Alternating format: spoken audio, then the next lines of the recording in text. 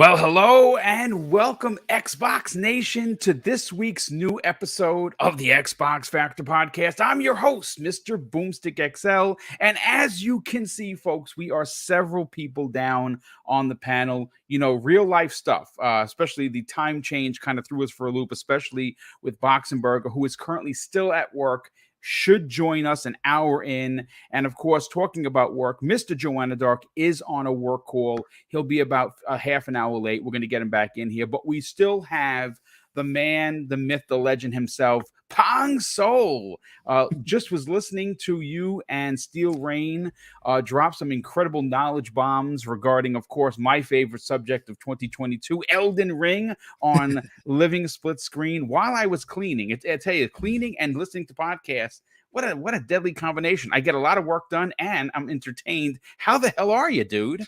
Doing fantastic, Boom. Like you said, real life is busy, but so is the gaming industry. We are Indeed. Coming into springtime.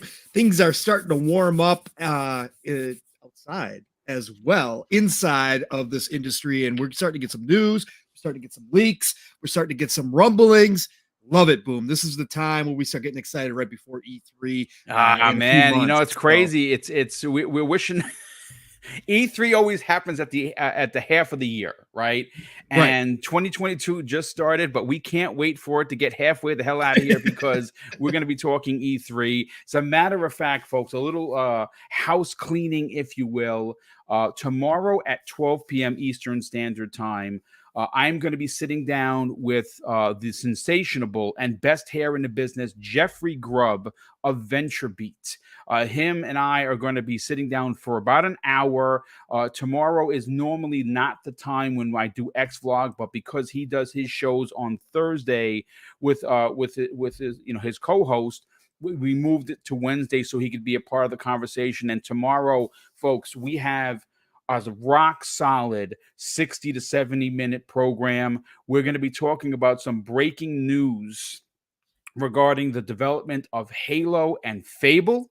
We have some information that has made the airwaves. Hellblade. What did I say?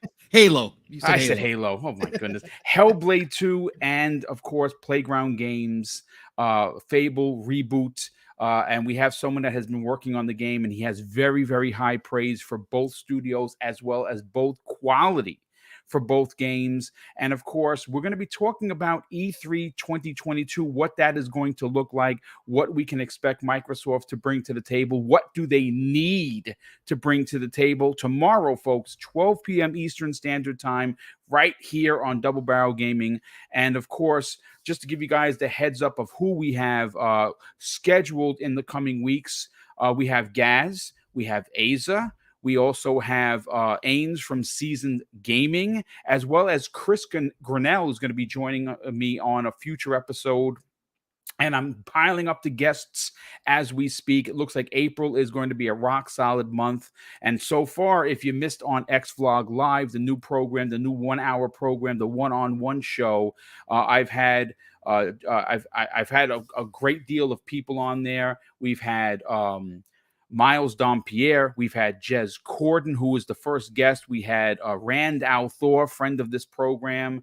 And the last week was King David. And of course, he delivered. So if you are interested in checking that out, instead of Thursday, just this week, it will be on Wednesday just to accommodate Jeff and his schedule. And then we'll get back to being on Thursdays. The week after that is going to be, I believe it's Asa.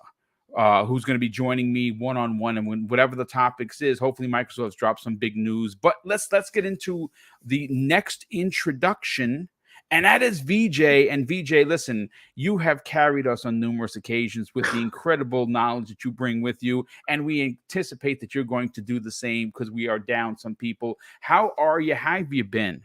I'm good, Boom. Thank you. Good morning. Good morning, Pong, and everyone in the chat. Yeah, I'm just familiarizing myself with today's topics, and I'm looking forward to the show, Boom. And let's make it a good one.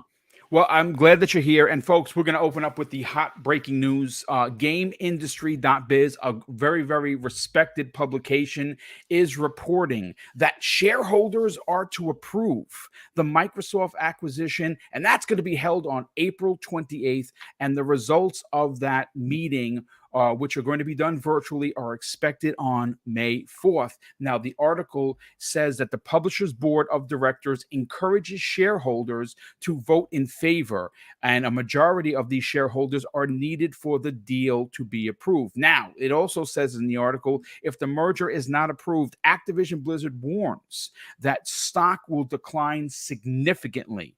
The vote in which Activision Blizzard shareholders will decide whether or not to approve the Microsoft $68.7 billion acquisition will be held next month. Now, in an SEC filing shared with investors, the publisher said a meeting will be hosted virtually again on April 28th, during which shareholders are expected to pass the deal.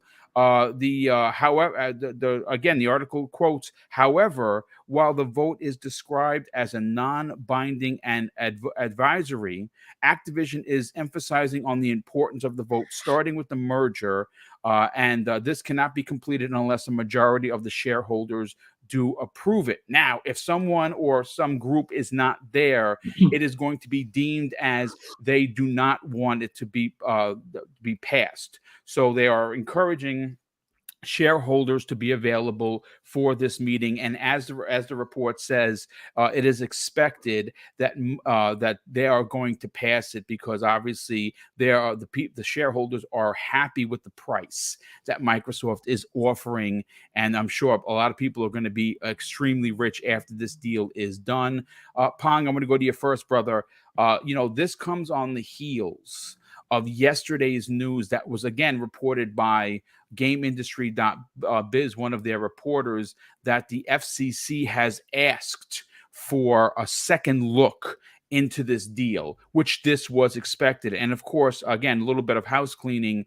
This Friday morning, I'm going to have Hogue Law joining us for the first 30 minutes to talk about exactly what the second look means and what is to be expected.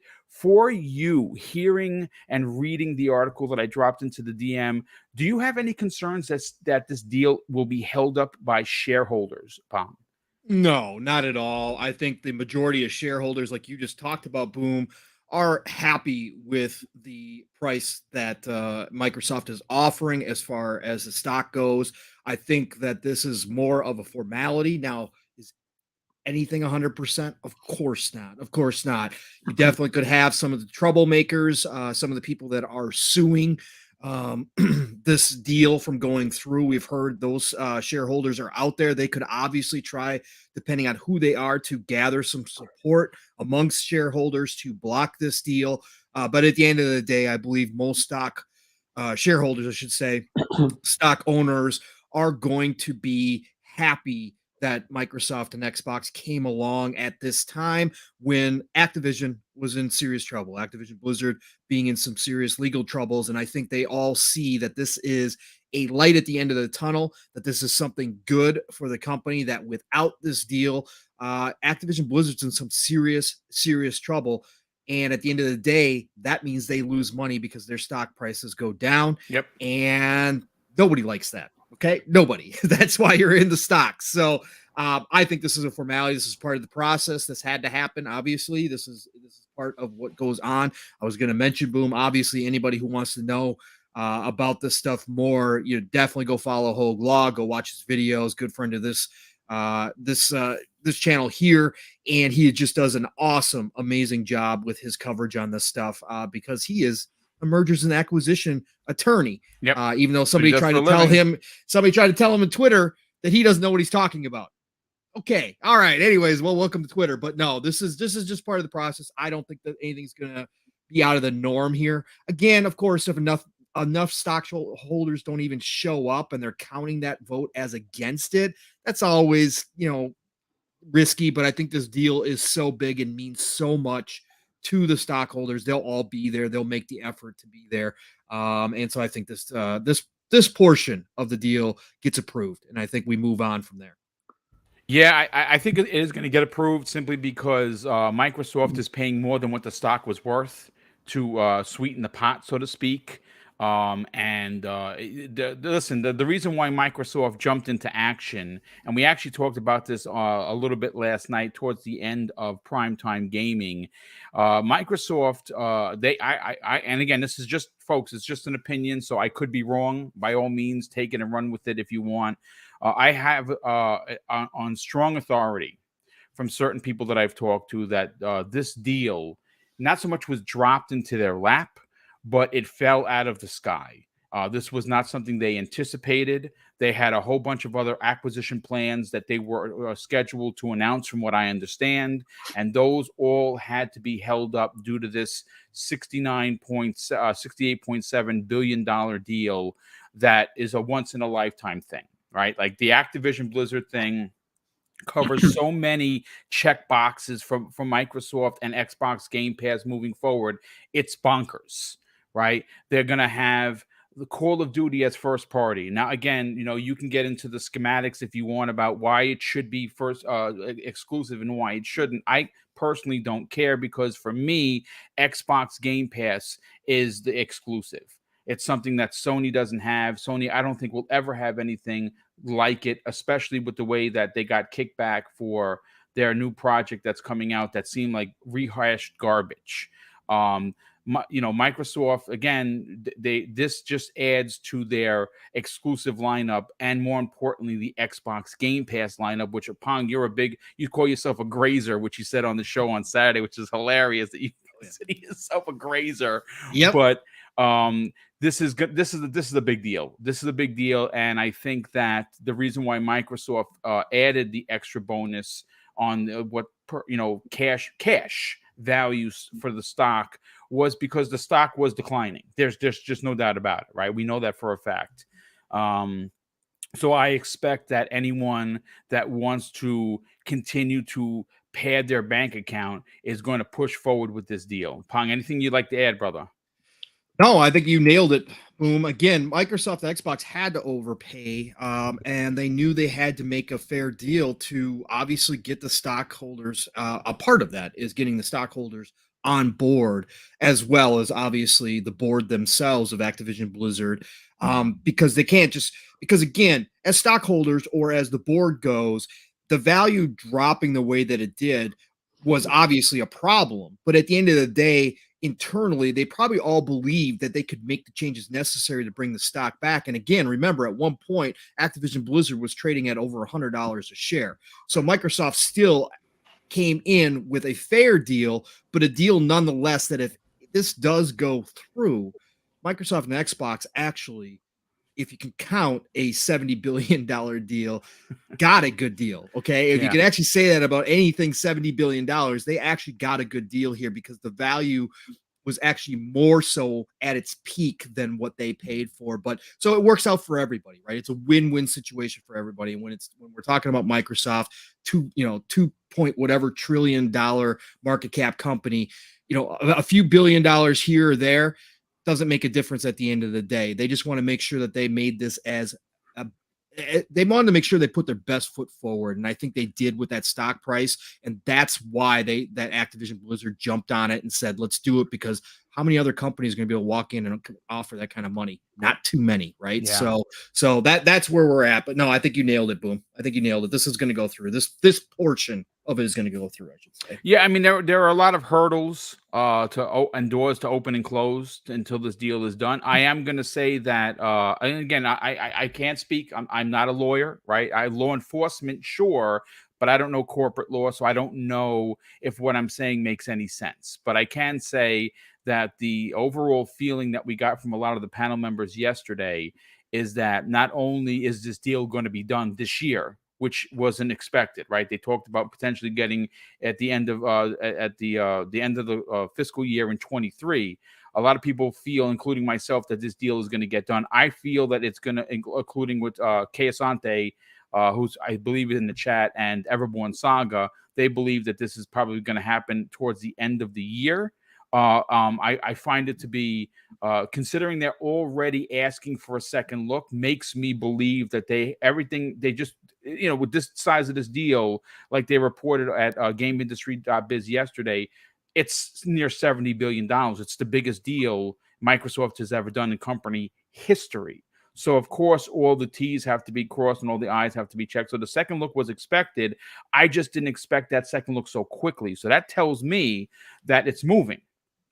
And, sure. obviously, if they're voting whether or not to sell, which they're going to be doing next month on April 28th, and expecting a public result on May 4th, tells me that it seems, and again, I'm not a lawyer, so I don't know for sure, but it seems as if things are moving the way that they should be.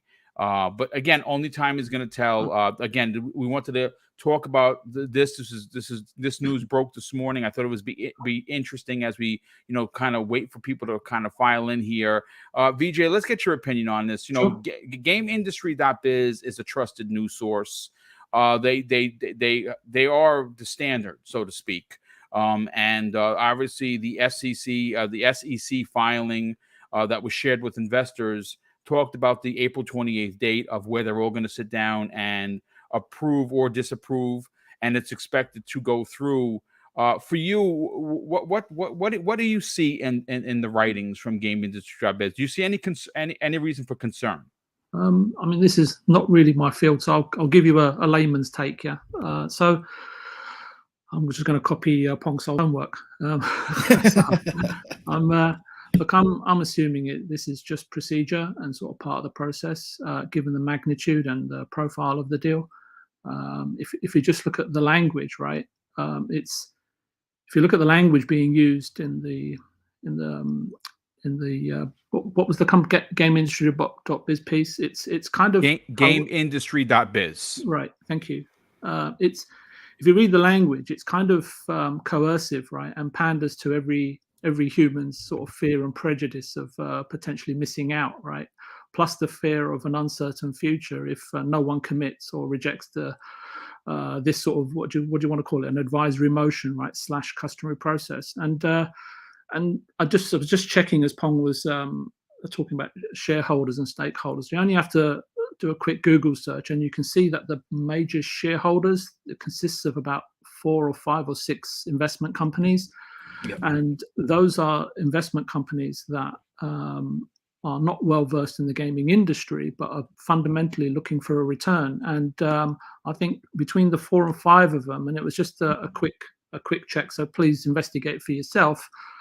And except for Vanguard, everybody owns about 4 or 5%. They own about 7.5%. And these as companies, as I say, they know very little about the games industry, let alone the running of a video games company. But they do know from history the volatility of the games industry in itself, and the fact that an offer from Microsoft, what is it, 70 billion cash, let's just round it up, and doesn't come around very often at all. And I was just having a look in the chat, and I think it's live supremacy, and he pointed out quite well that Activision shareholders will never get another deal this high. I don't know about the never, but these deals don't come around very often. And I think that between those shareholders, I think they own about 35% of the company as well. So the size of the deal, right? And I think that the way they're going about it, and the processes and the procedures that are being taken, right? I think they're there to sort of circumvent and negate any potential investor adversity pertaining to the purchase, and that also speaks to, I think it was Pong or yourself, Boom, that said that, that's why they've kind of paid such a high price for it, right? So that these guys don't kick up a fuss and don't look a gift horse in the mouth. But as an investor per se, if it was me, looking at my funds and capital investment, I don't know when these guys bought in, but I'm assuming it was some time ago, right? And they include like companies even like Berkshire Hathaway as well, which are quite huge in the States. So I think the reason for the shareholders or investors to turn around and sort of say no, there's no deal, I think are very limited, if few or very far between. And I think that the rest of the shareholders, the other 60 or 65%, they're going to be looking to the key shareholders, because those companies are incredibly successful, as far as I can tell. and not that I dig around in their accounts or anything, and they know exactly when to invest and when to divest, and i.e. sell out their shares. So they will lead the charge, and all the other investors, I think, will be like sheep and just follow suit. And I think it's perhaps for me. And I think, like for everybody in the chat, and probably yourself, Boom, and Pong, it's difficult to see how this is not a done deal. And I say this, it's for me, again, it's just protocol and convention, and then it's just for public transparency, so that it's, well, especially since it's a public listed company, right, and a publicly traded company, and you kind of have to follow these measures, protocols, and due diligence procedures. And I think that they're just the sort of like you said, Boom, the boxes that need to be ticked that are very customary, so that everyone involved knows the rules, that this is being laid out clearly, right, and that no one can come back on you, because I'm sure that's a possibility. And like you said, the U.S. Securities and Exchange Commission and the Federal Trade Commission and whatever, and who else needs to ensure, right, that their backsides are covered.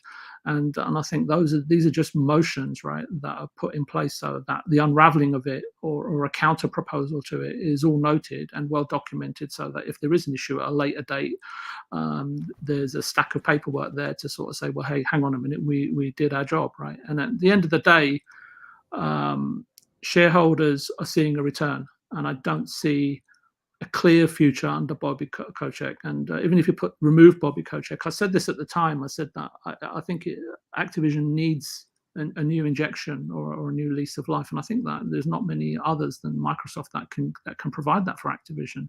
And I think if you look at the ZeniMax board, again, mainly investors, right? They took the deal rather than going public or anything, and none of them are emotionally attached to these sorts of companies and so on and so forth, right? Because we look at it like gamers, right? But these guys clearly just look at it as numbers on the screen.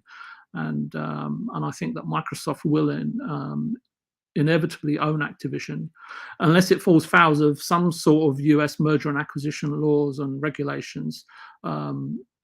And as I said, these processes are there to ensure it doesn't. But and apparently, as far as I can see, as you were saying, Boom, if they've been slightly overpaid and they're receiving a value for their shares, for a share price that was in decline, then it's got to be in the best interests of everyone, right? And it just seems a part Pong, of... refresh my memory if I'm wrong in regards to what VJ is saying. Their stock had dropped down to below $60 per share. It was in the 60s, I think, when the offer was made. I can't remember what its low point was, but yes, it was in the 60s. When the death threat situation with Bobby Kotick came to light, everyone panicked.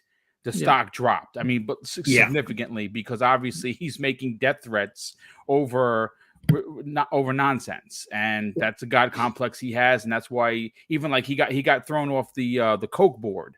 He was on that board as well, and they dumped him. So I would imagine that wherever he was, that just as an investor, you don't want them being no part of that. So to your point, that makes a good. You make great points. I think PJ. I think Boom is the stock market. You can see it's been up and down. I don't play the stock market. My wife does, but the market's been volatile, and it's very, very sensitive here, especially with what's going on globally. But look, at the end of the day, Boom, if for some reason the deal doesn't go through, right, then the question is, for me personally, right, when I look at Microsoft and where they are and what they're doing, is so what? Activision will still be standing, will carry on moving along its own business trajectory, and whatever that hell that looks like, right? And I'm frankly, not interested in Activision because I don't really play their games as such. And this is, again, the self sort of inwardly looking selfish point of perspective. And as such, I believe Xbox, with or without Activision, is still on a very strong, sort of on a very steep and strong sort of trajectory, right, in terms of where they're going, an upwards trajectory, not downwards, right? So let's just clarify that, right?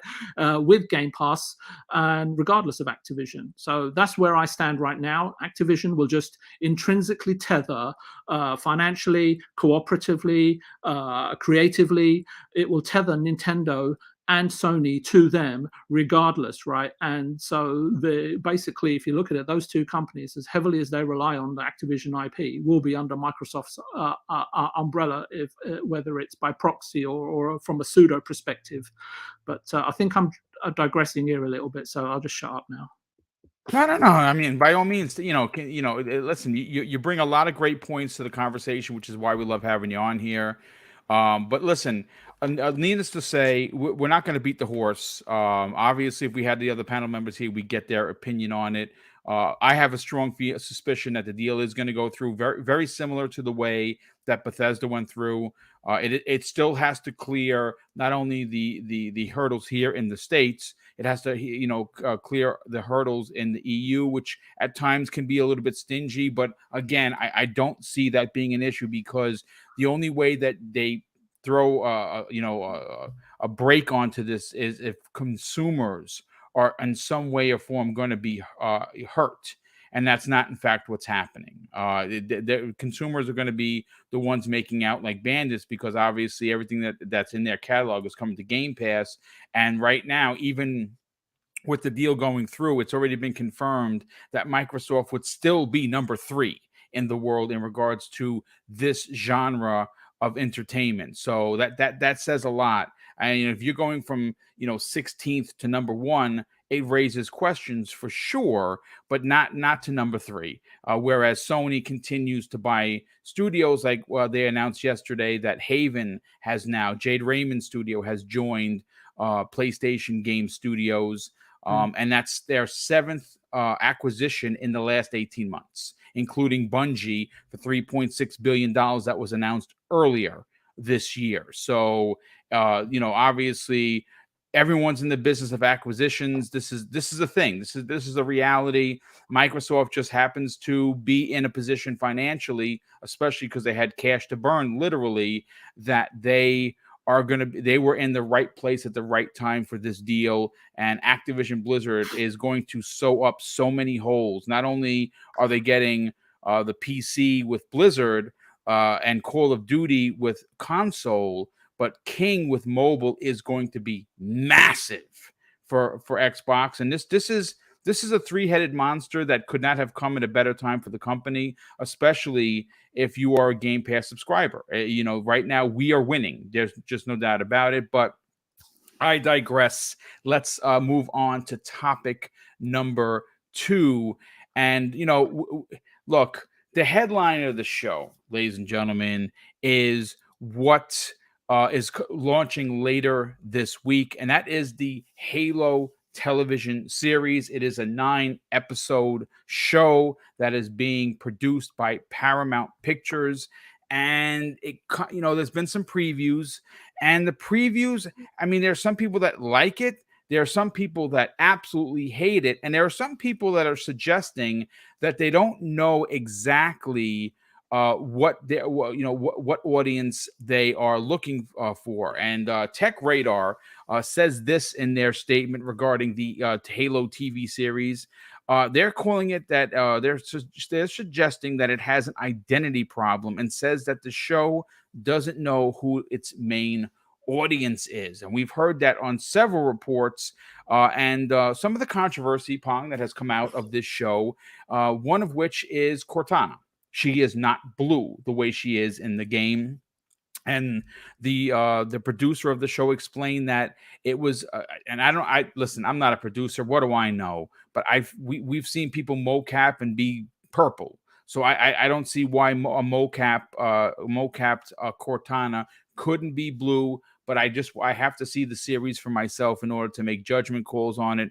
Me personally, I'm not all that hung up about it. One of the big ones, Pong, is Master Chief removing his helmet. That is a big one for a lot of people.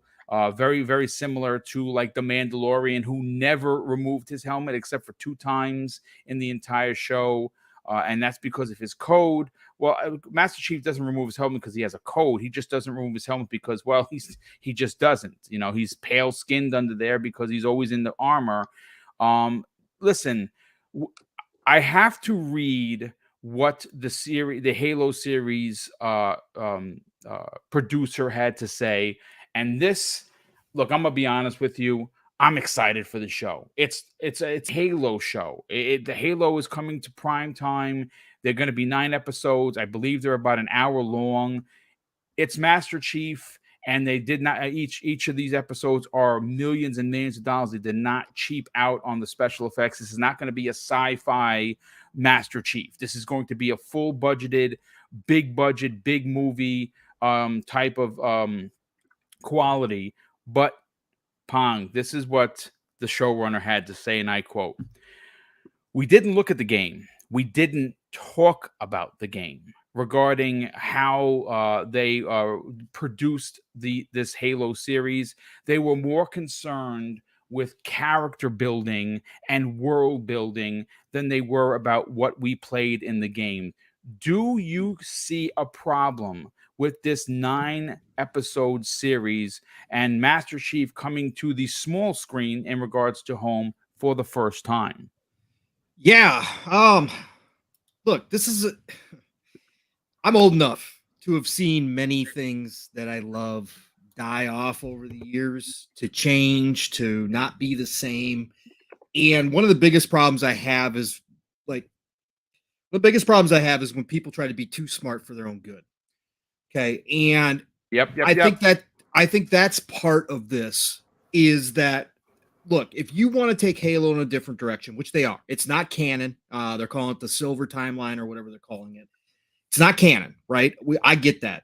And we've talked about extensively on this show, Boom, and others, about how much lore there actually is within the Halo universe. And I thought it could be, lore-wise, if they wanted to, had they started a long time ago, the Halo universe could be as big and expansive as a Star Wars, as a Star Trek, whatever the case may be. That's how much lore is sitting there. So if you want to take this in a whole new direction, right, and you don't want it to be just a game adaptation TV show, I get it, right? I completely understand. There's plenty of stories to tell, plenty of different directions to go. But to come out in public and to tell the fan base, the main fan base, who is going to be the ones that are hyping this TV show, because Halo is a game first, and that's never going to change. Halo became Halo because it is a game, it is a video game.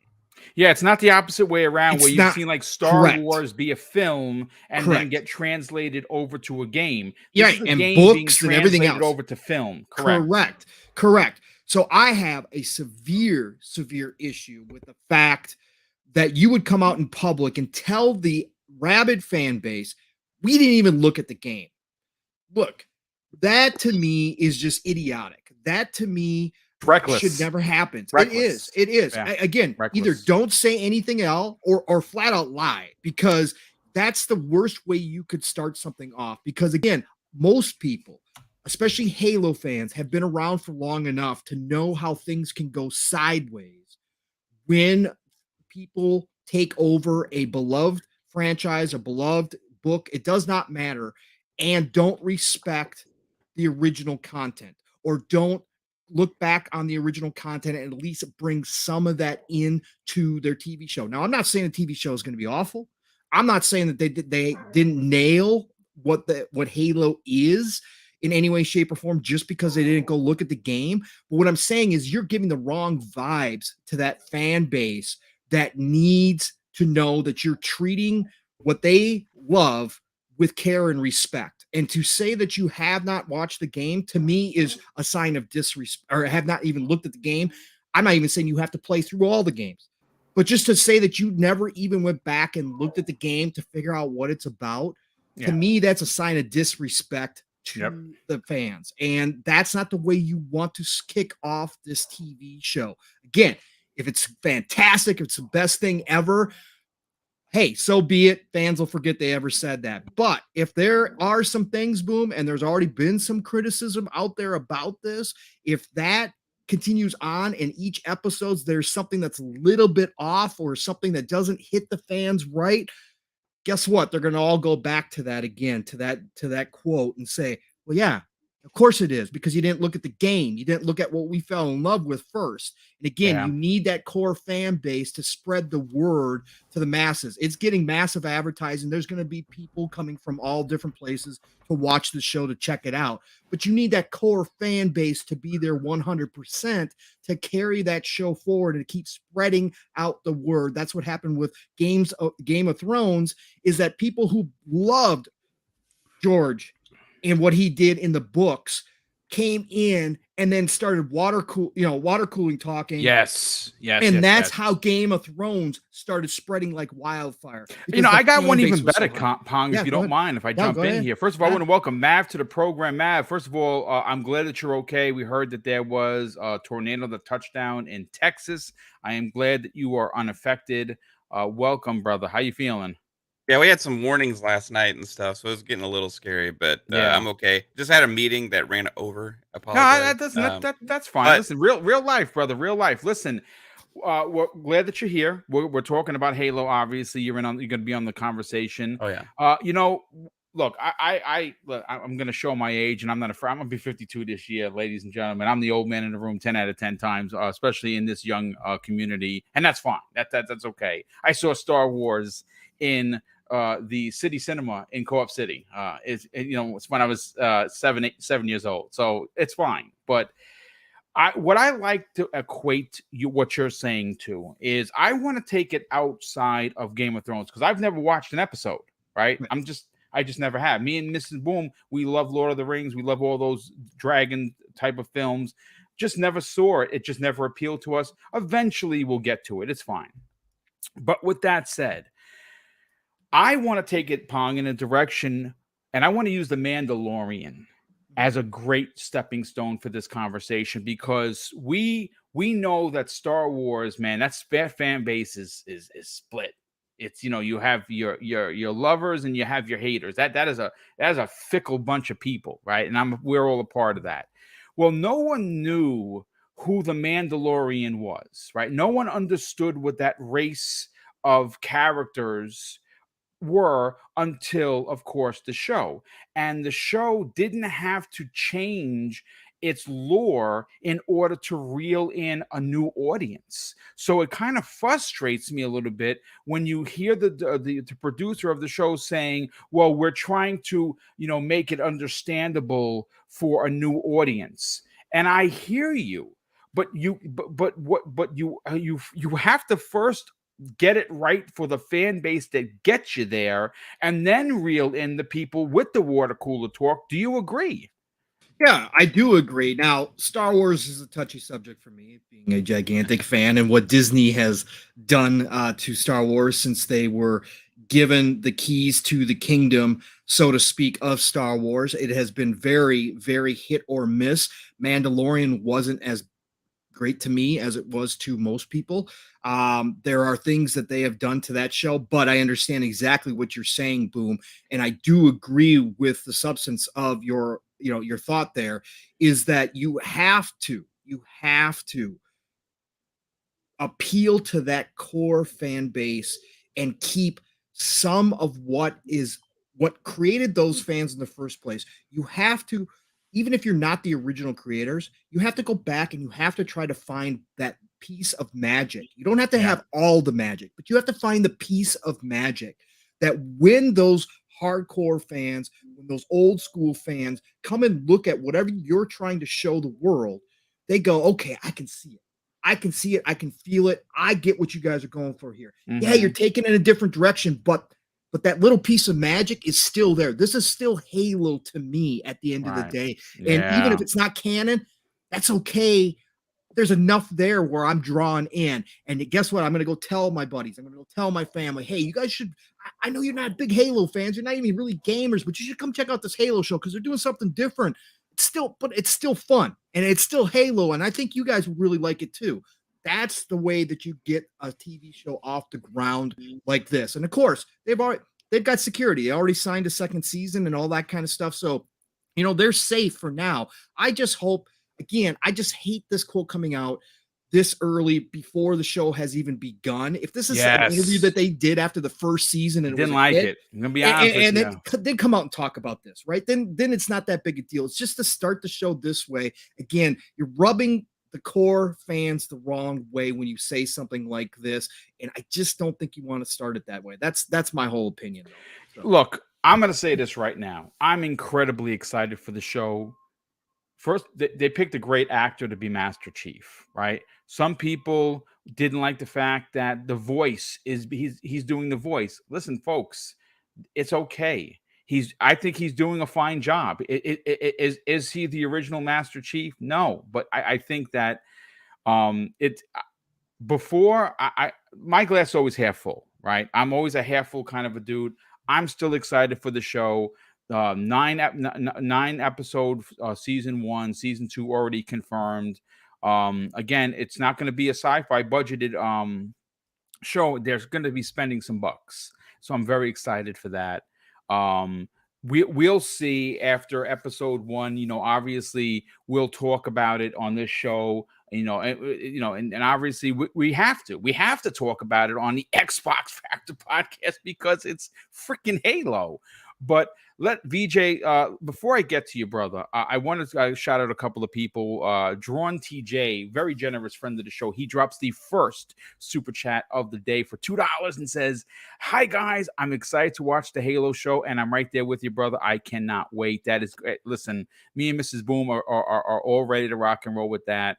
Let me just catch up. Now, if I didn't already say hello to you in the chat, I'm working my way as the other panel members are talking. I'm saying hello to everybody. It's just my thing. I like to, welcome everyone individually in here. And if I didn't get to you yet, trust me, I'm going to be scanning the chat and I will eventually get to your name. It's just my thing. We have Chris R drops a very generous $5 super chat and says, "As a big Halo lore fan, I'm pretty indifferent to the show changes because it made it clear it doesn't follow the game canon. So why be mad?" I mean, I hear what you're saying. I'm not angry. I'm not angry at a show not following canon. I think the story they're going to tell is going to be an emotional one. Do I think that the show is ruined because Master Chief takes off his helmet? Honestly, not really. Because here's the thing: at some point during a book, or during a story that we don't know about, his helmet has come off, right? At the end of 4. Was it 4 or was it 5? He took off his helmet. They didn't show his face, but he took off his helmet. It has happened. He's a human being. He's just a genetically altered super soldier. But I personally, look, I'm not all bent out of shape about it. I have to see the whole product before I lay down a judgment and say, yeah, I didn't like X, Y, and Z. Let's see if any other super chats have come in before I get to VJ. VJ, listen, you understand the ramifications of a Halo show launching. It is a big deal. It comes off the heels of a very highly rated Halo Infinite that released last year. Both the multiplayer and the single player I thought were masterpieces. Now, granted, there's some content issues with multiplayer right now that people want some more multiplayer in their lives, and you will get it, but I still think it's quite a fine game, and I'm very happy with what 343 delivered. But it doesn't prove well for the brand, especially on a new show, when the producer comes out and says basically that the game itself didn't matter much to them in regards to their lore and world building. I agree with Pong. He says it's disrespectful. I absolutely agree. I mean, we have Voidlock Spartan. He's obviously a fan of Halo, who drops an outstanding $2 super chat and says, "There's no reason for me to watch the Halo show. There's no lore in it." When you hear fans that are passionate about the brand say that, VJ, how do you respond? It's a difficult one, Boom. And well, I mean, listen, you handle the difficulty with ease, it seems. So please, by all means, take it away. with ease, but not often with popularity. Look, I'm maybe it's better. My take might not be a good one, but I'll just go with it, and perhaps it'll just provide some better opinions from the rest of the panel. So, look, I'm not familiar with the Halo lore, so the TV show for me needs to be compelling, right? So, I'm not as invested as others might be. So, first off, for me, when anything like this happens, when your favorite book or TV or comic book or whatever, right, or your etc., something that's beloved to you personally, if if it's coming to the TV, be appreciative, first of all, that the show's being made, right? And I think this is something that's been touted for many, many years, as far back as I can remember. And secondly, you kind of had to take a step back and realize, first off, it's not your time, it's not your energy, and it's not your finances that are producing the show. So someone somewhere is taking a risk, right? And thirdly, the TV show, for me, has to pay off and appeal to a worldwide audience as much as possible. So if the show isn't exactly what you desired and sort of veers away from the Halo lore, which was written began being written some 20 years ago, correct me if I'm wrong, you might expect or suspect a little deviation, interpretation, and final representation, right? To allow the series in itself, if it indeed moves beyond the initial season. I think you mentioned that the second season is... Yeah, it has been confirmed. It has been re-upped for season 2. Correct. Right. So, and I think that some changes may have had to have been made, and I'm just guessing, supposition on my part, right? I don't know these guys, right, or what they're doing. So, and some of this stuff may be done, right, in order for Halo to evolve, right? No pun intended, obviously. And it's not an easy task, right? And we've seen so many get it wrong, and we've seen so many get it right, and we've seen some get it, improve upon what's gone before in terms of what the TV show or the movie represents. And for me, I can only hope that the Halo show is something that everyone can enjoy. That's the first and foremost. Ardent fans whether it's ardent fans or, as Pong was saying, many newcomers, right, to the show, right, that don't play the game, and no doubt the show's going to be localized and showcased everywhere, right? And for me, there's another show coming, which because I'm a fan of The Last of Us. I like number 2, not as much as number 1, which I think is probably a very sort of common opinion. And I agree with you. I disliked 2 terribly, but continue. Yeah. Yes. So yeah, I won't go that far, but yeah. Okay, I'll go with you, but I don't want to get kicked off the show. So, and I also don't expect The Last of Us, right, to be sort of spot on, just as the Resident Evil movies and TV shows and the comic book movies from Fox and some not so much the Marvel, they're kind of almost spot on, I guess. I don't expect The Last of Us to be spot on either, and I think it'll be okay if you observe it for what it is, right? Unless you're, I don't mean to be rude, but unless you're really neurotic and really entitled, and you just won't, and anything that changes is complete heresy, right? So, and then that's just really sort of too far out, the too extreme. But I agree with Pong, the fact that, listen, look, if you're in the business of public-facing information and dissemination of what's going on behind the scenes, this is kind of disconcerting, right? You need someone to do better PR. Maybe they should just hire this panel, as I'm sure we could do with a fraction. I'm always looking to make an extra paycheck, so by all means, hire me. Yes. Yeah, exactly. And then we'd cost a fraction of what some of these companies are charging, right? This is quite ridiculous. But often you have to sort of, you kind of have to appreciate, right, that the overall for me, right, is that the profile and the goals of Xbox and Game Pass, etc., are being met. And as far as I understand, Xbox and the shareholders or stakeholders who manage the Halo IP will have a say, if not be along the critical path in terms of the gating approval process, right? And the reason why I say that, and I don't know how involved they are, but love him or hate him, Neil Druckmann was invited, or perhaps he imposed himself on the HBO show, right, to ensure that and he went up there and so on and so forth, to ensure that the spirit of The Last of Us is imbued into the show. And again, Boom, to your point, I hope it's more Last of Us 1 than Last of Us 2. But if the show fails, I think it's got to come down to Xbox to a large degree, as perhaps even being, sort of sanctioned as an absent landlord, perhaps, right? Because ultimately they are the stakeholders, they are the owners, right? And if the show is, from an individual's perspective, is not for you because it might not pander to your exact prerequisites and expectations, I understand that, and I understand how you feel. But again, it's not your investment, and the show's success or otherwise is not your concern, right? But what I think what Pong is saying and what you're saying, Boom, is that, look, it's got to increase, it's got to enable, it's got to support, it's got to embrace, and it's got to improve what Xbox is doing. and TV shows and television and movies. You know, they're a fantastic outlet to grow your IP. And as I say, I hope it's a good show.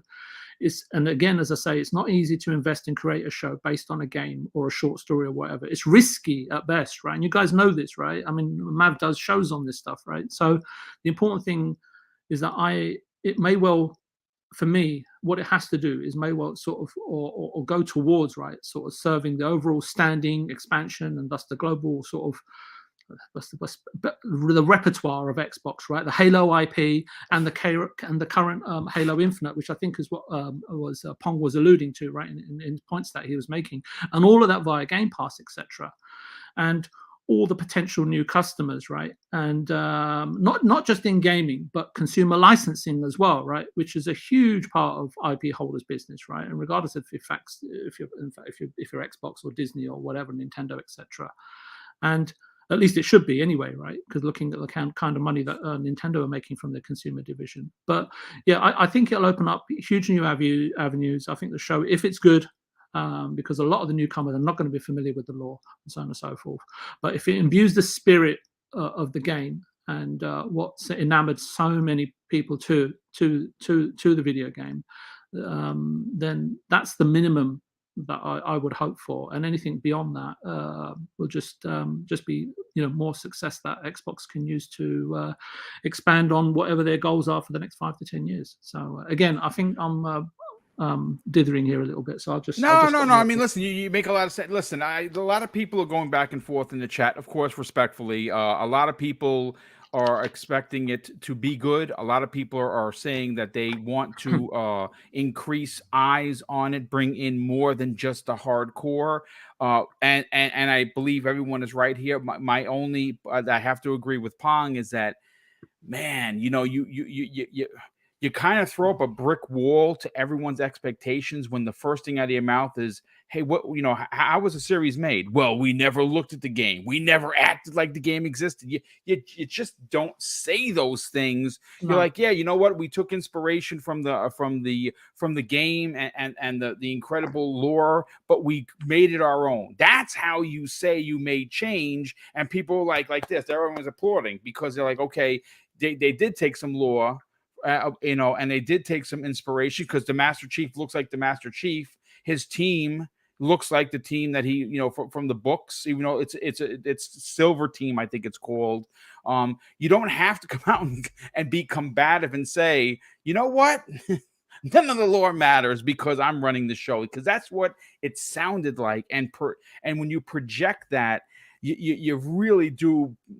You kind of doom the show from the start because people are going to be like, I mean, look, the guy in the chat, I don't remember his name, said, why should I watch the show? There's no lore. I don't care. And that's what you don't want, right? So I'm not going to go based on just what he said. I saw some commercials like everyone else. I kind of like what I saw. So I'm going to give it the old college effort. And because like VJ just said, I mean, let's not be entitled here. There's a Halo show coming. That's still a big deal. As long as it doesn't really go off the track where it does, it's horrible. I still think we can all enjoy it. You want to add something, VJ? No, I'm in alignment with you, Boom. If this is, I mean, this purported, whatever this guy's saying is that it just, like Pong was saying and what you're saying, is kind of counterintuitive, right? It's like you want to enamor people to your show and you want to have that core fan base on side, right? So why would you say something like that? Again, as I say, you know, I'm a proponent that they should hire perhaps, you know, members of the panel, right, to do their PR for the show. And I like it, man. I don't even need insurance. I got insurance for life in the NYPD because I retired, so I mean, I'm good. I don't even got to give me health insurance. We got that covered. I think the important thing here, Boom, is that look, if in 2 months or 3 months time, you know, Microsoft turn around and say, hey, you know what, Halo's engagement numbers are now north of 30 million, right? Then the show's done its job. Yeah, no, you're 100%. Listen, first of all, before I bring Megan on the conversation, I want to welcome in Mr. Joanna Dark. What's going on, brother? How you feeling? I'm good. I'm upset that when the Master Chief took its helmet off, that it wasn't Pong Soul under the helmet.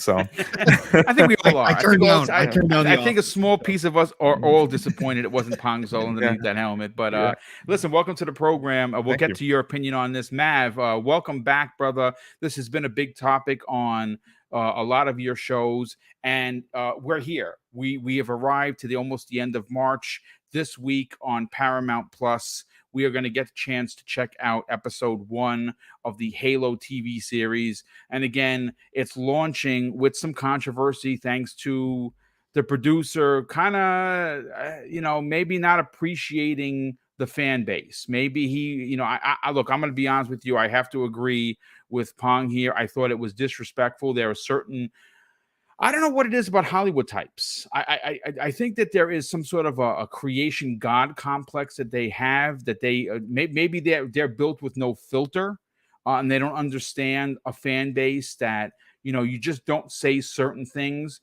He probably should have a handler. Someone should have been like, "Hey, what are you going to say when they ask you this question?" And someone from the team been like, "Don't say that because." You're already going to throw a monkey wrench into the engine and it's not going to run right. Why don't you just say this? And I think that we wouldn't be having this conversation and there would be no concern. Again, I'm excited because there's a Halo series coming and I get to use my my subscription to Paramount Plus for other things. And now Halo's one of them. I'm super stoked for it.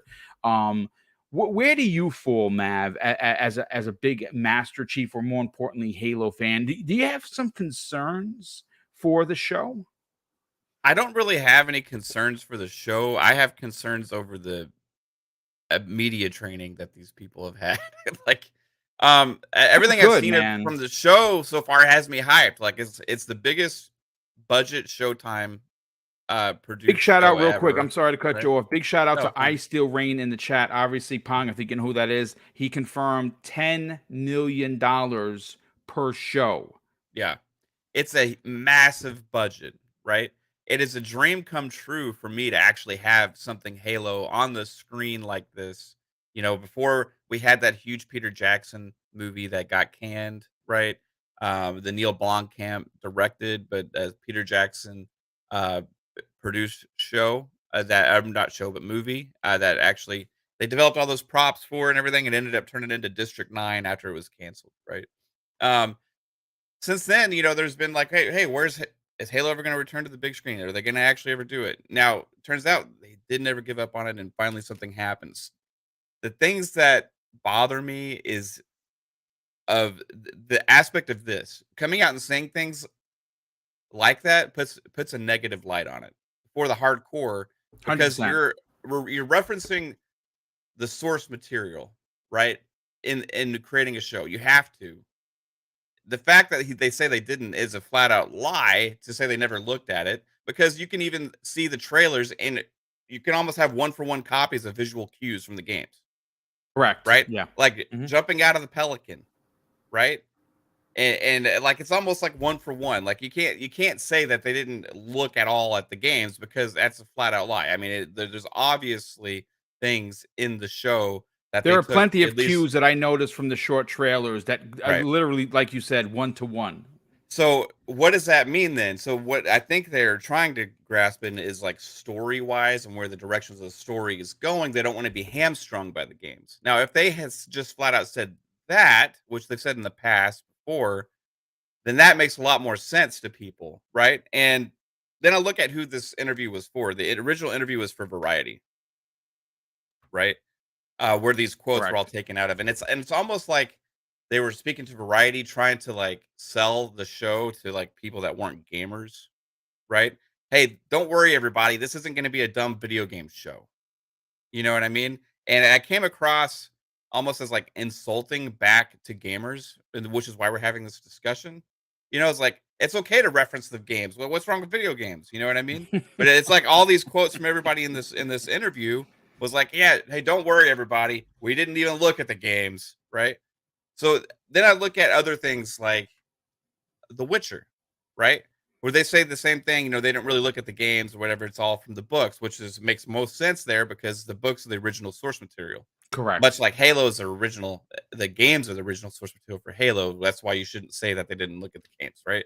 But with The Witcher, that you can still tell there's a lot of cues from the games even in there, even though they didn't use that as a source material. And what we got with the show is uniquely unique from the books. It's unique from the games, and it's its own thing, and it's a critical and massive success. So what I hope for Halo is something in the essence of The Witcher, right? Now, that the other hope I have, not just because of the massive budget they have, is the other quotes we've had that Steven Spielberg has had his hands all over this, right? Where he's been the executive producer. Some thought, okay, it's just going to be a just a title kind of thing. He has money behind it and all that kind of stuff. But there's been actual articles and interviews saying that he has actually. Let me find this one here. According to another executive producer, it was revealed that Spielberg heavily involved in the show and left his mark on nearly every aspect. He godfathered it in terms of reading every script, helping choose showrunners, writers, directors, cast, production, design, and visual effects.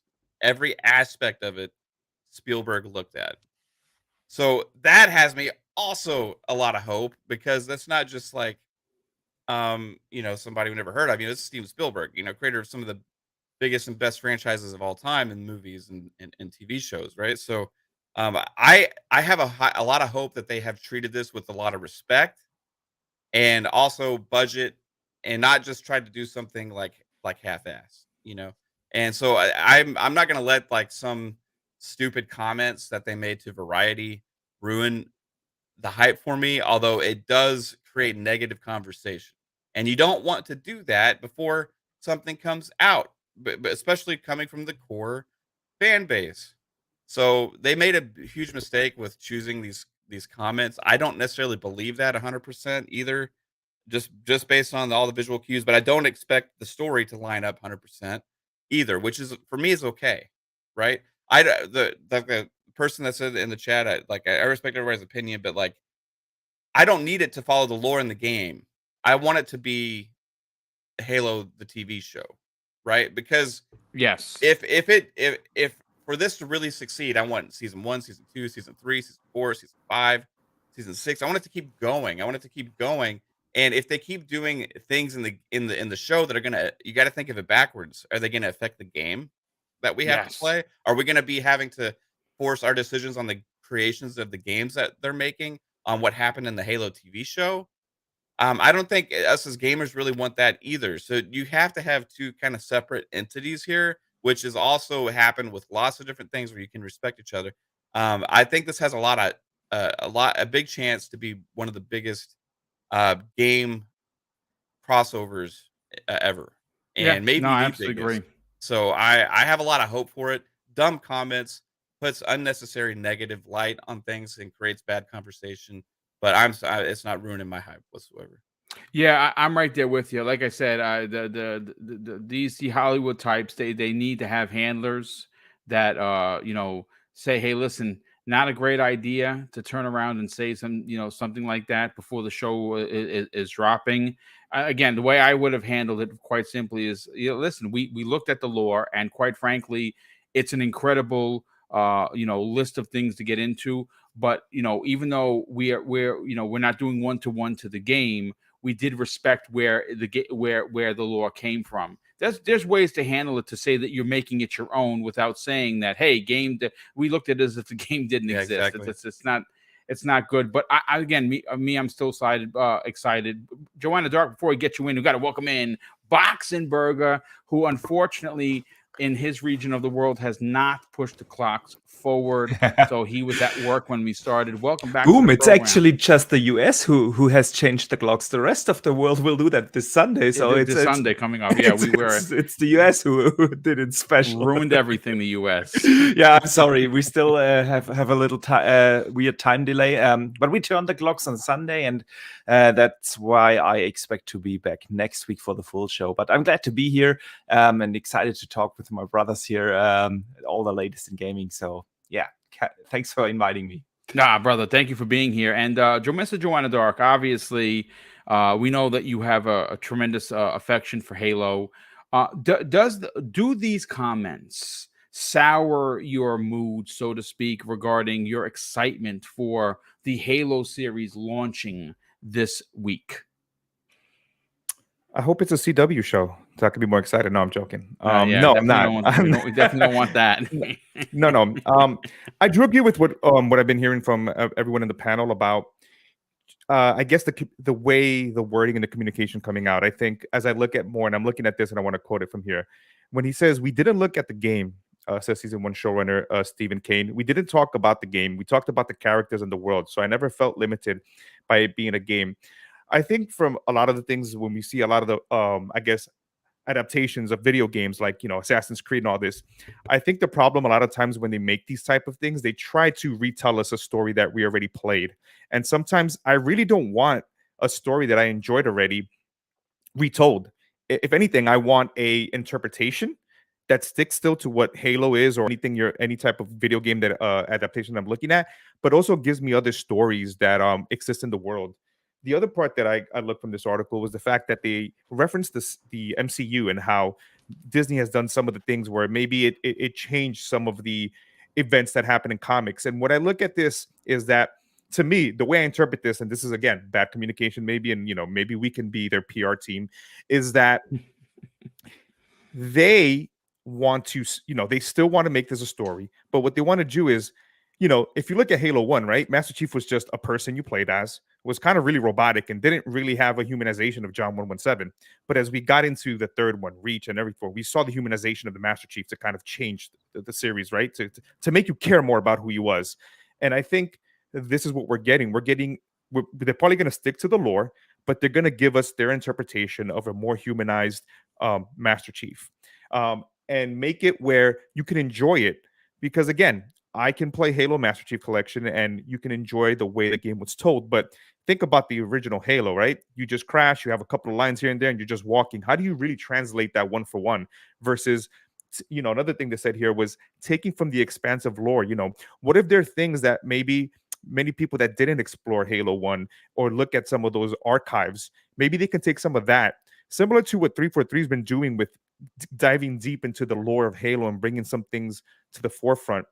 I don't feel like it's something that I'm worried about. And again, until I see it on, when it comes out on the 24th. But I do have faith in it. I think that you shouldn't be shackled by what the game is there. You should make sure that, of course, you give the people that are fans what we love about the world of Halo, but you should also have the creative freedom. One of the things that, sometimes when I do things is I don't want to look at what other people do. I want to be able to come up with my own ideas and learn from it. So I think what he was trying to say here is that I'm pretty sure you looked at the game, right? That's impossible. But they took this world and they said, wow, there's so many things. But of course, I'm pretty sure they said, hey, the key thing is making sure that everyone that's not even a Halo fan can understand who Master Chief is. And that's a hard thing, right?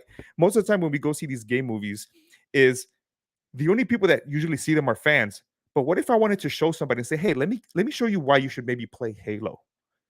You have to toe that line of making it more accessible so you can also, but of course, also making sure that you keep the hardcore audience that has followed and loves this series also happy. So I'm excited to see this adaptation of Halo.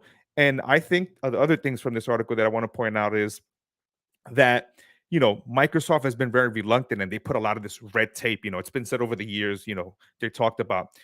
I don't think a key franchise like that, you just literally let it go out into the wild and have it be destroyed or be of a quality. Yes, we've gotten Halo shows that haven't been great to an extent because of key things of storytelling, but this is the Master Chief. This is not like John Locke, his story, or some Spartan, 777.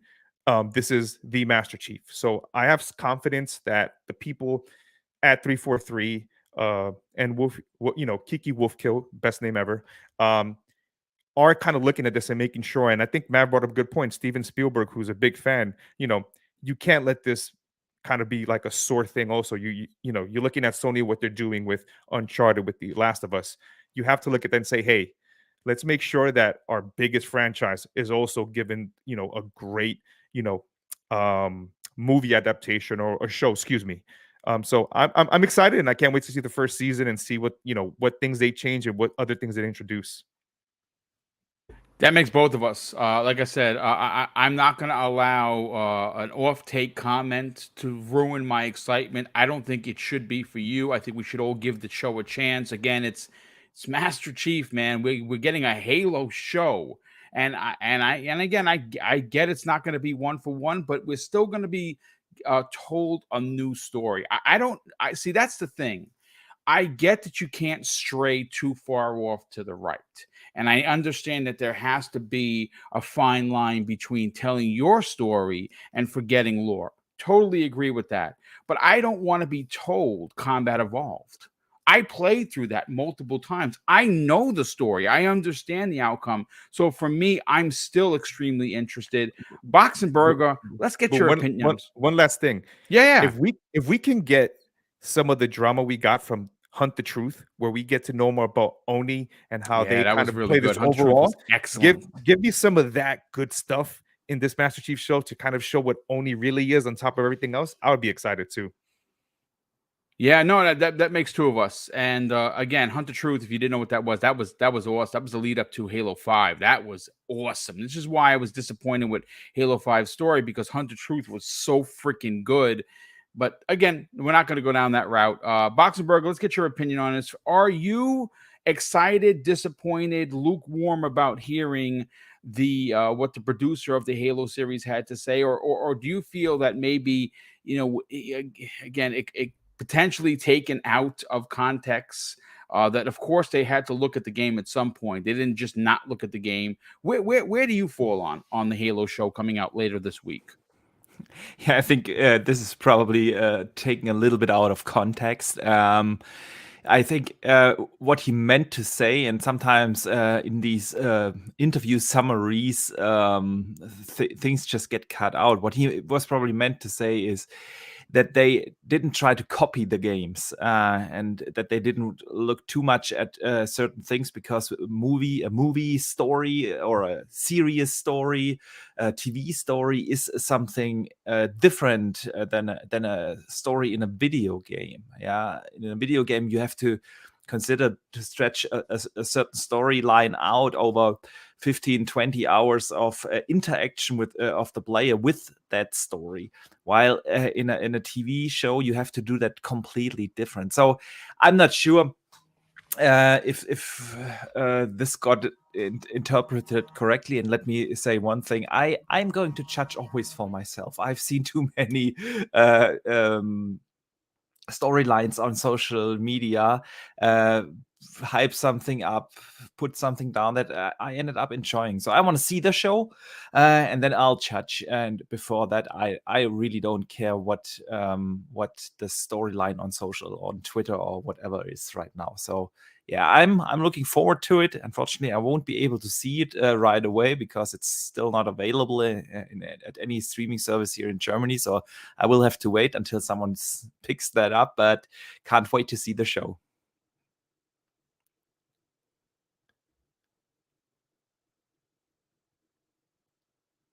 Anyone still there? Boom's gone.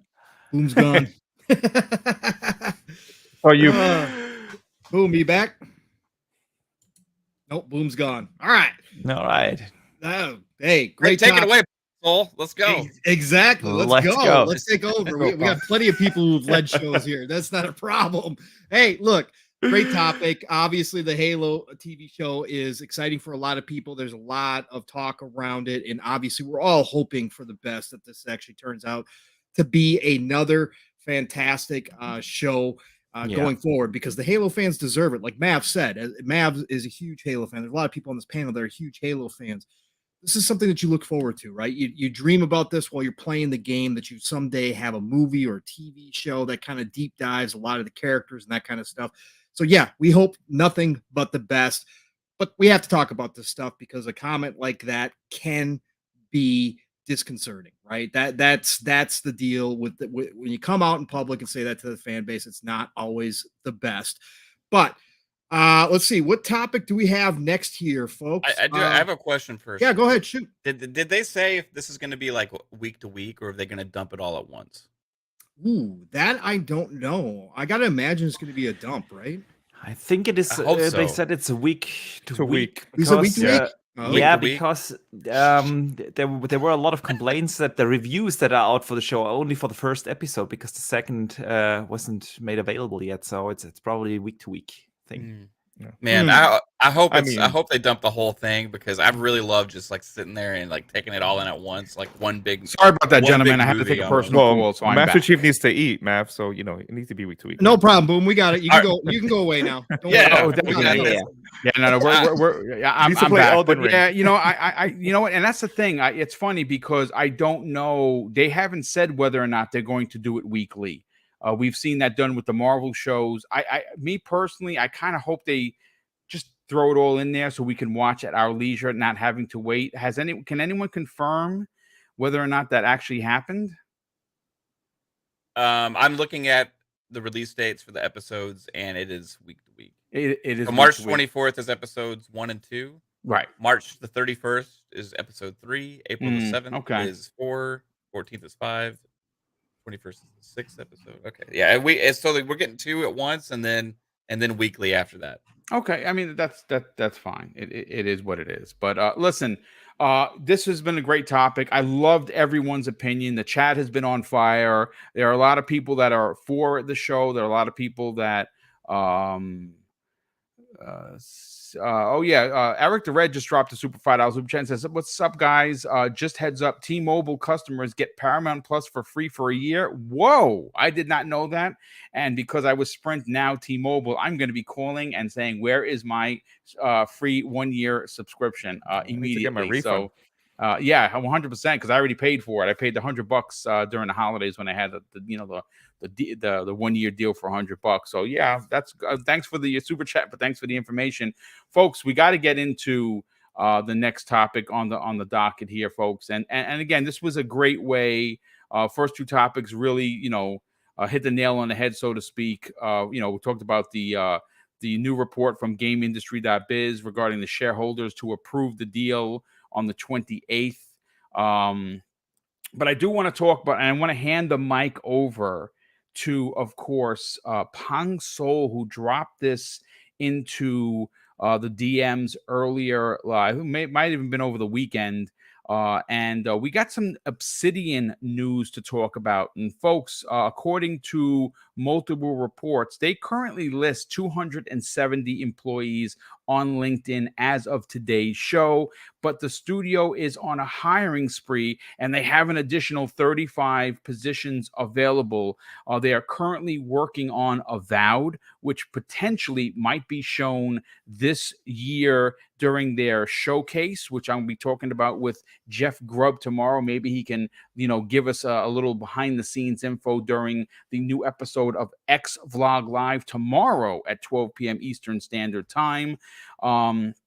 They're currently working on Grounded, The Outer Worlds 2, and an unannounced project led by Josh Sawyer. And I have to ask the question, Pong, before I hand it over to you. Is it Fallout New Vegas 2? My God, that would be awesome. But by all means, Pong, take it away. Oh, well, thanks, Boom. I appreciate it. So obviously, Obsidian, one of the big original purchases by Xbox when they started doing their acquisitions, right? And Obsidian was one of those studios that's been around for a long time, produced a lot of memorable games, but was ready to take that next step and being underneath the Xbox umbrella, obviously with the resources, the time, the pure backing of not having to be that independent studio anymore has obviously done wonders for these folks over there at Obsidian, because again, all you have to do is look at a project like Grounded that without Xbox never would have gotten off the ground, pun intended. And we see this growth, and obviously we've seen this out of all the studios that Xbox has acquired. That was something that a lot of people were fearful of, because the Xbox of old, the Microsoft of old, had been known for closing down studios like Lionhead, etc. But going forward, the new Xbox, we've seen these studios come in underneath the umbrella and be given free reign to do what they do best, which is create. And not only create, but to go out and expand their teams. And that's what Obsidian's doing here. And they're ramping up. Now, obviously, we've heard from, Jez Gordon, shout out to him, Windows Central, friend of the show, friend of this channel, that, Obsidian has internal goals of releasing one game per year, which absolutely sounds insane. Now, of course, we're not talking about large AAA games all the time. We're talking about smaller projects, which, again, according to Jez, is Josh Sawyer.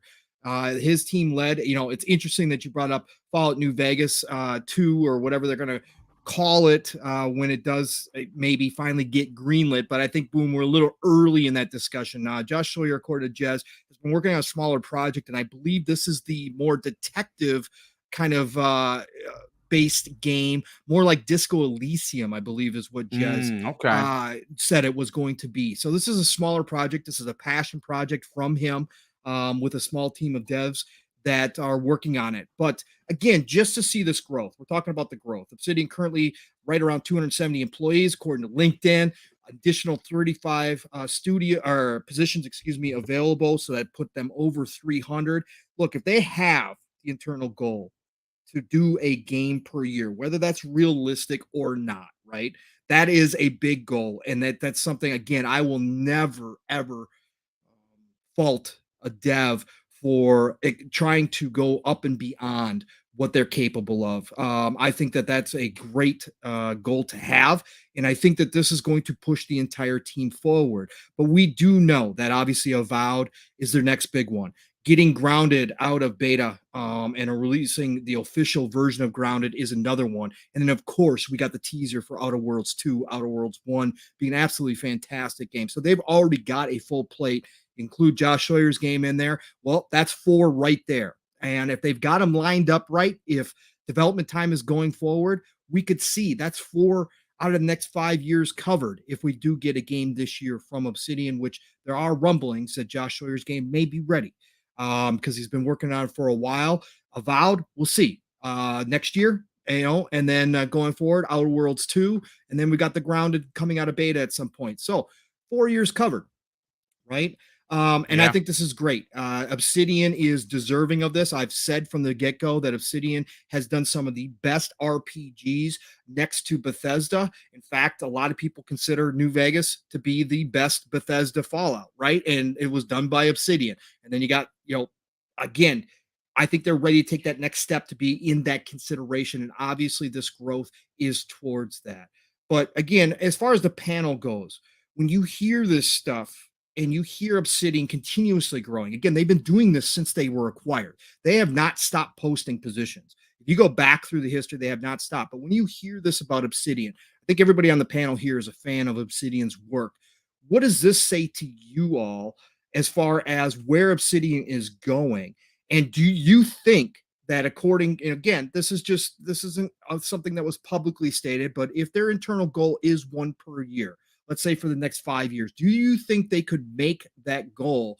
Or do you think, we as fans and we as gamers out here, take that with a grain of salt, say that, hey, that's great and all, but we'll wait to see what happens. But do you think Obsidian can continue to maintain that quality if they're trying to hit that internal goal? And what does this say about their future? I mean, listen, I'm going to be honest with you. They're hiring for a reason, Pong. Right, they're close to once these 35 positions are filled. That's going to put them over 300 people at the studio. Now that may not sound like a lot of people to you, but just look at how many people, let's say, made Hellblade, or how many people made. Let's keep it Obsidian. How many people made Grounded? Right, a handful of passionate developers made this game. It has hit milestone after milestone. It's expected potentially to release fully this year, right? It has a great following. They're constantly updating it. They have taken player accessibility to a new level, especially considering some people are terribly afraid of spiders. They're able to make it where even if you were someone that suffered from arachnophobia, you could still play the game, right? These are the things that this studio is bringing to us gamers. I don't think it's a stretch to suggest that their quality cannot continue, to be honest with you, because I think that all we've seen from them is quality. But before I hand it back to you, brother, I just got to catch up with some of the super chats, if you don't mind.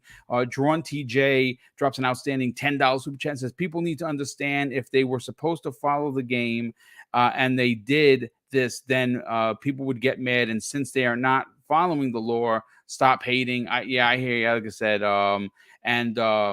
Outbreak Podcast drops an outstanding $2 super chat and says, "Holy S, what a power panel! Love these options." Well, thank you, brother. Definitely appreciate that. Sith Lord drops a $2 super chat and says, "Halo series can't be as bad as the '90s Mario movies." Yeah, man. I mean, I hope not. And Eric the Red, which I read his earlier, and then we have Arigato Sir drops an outstanding $20 super chat and says, in Lord of the Rings, in one of the battle scenes, the director wanted only the people who read the books to be in the front because only they can understand how important the scene was.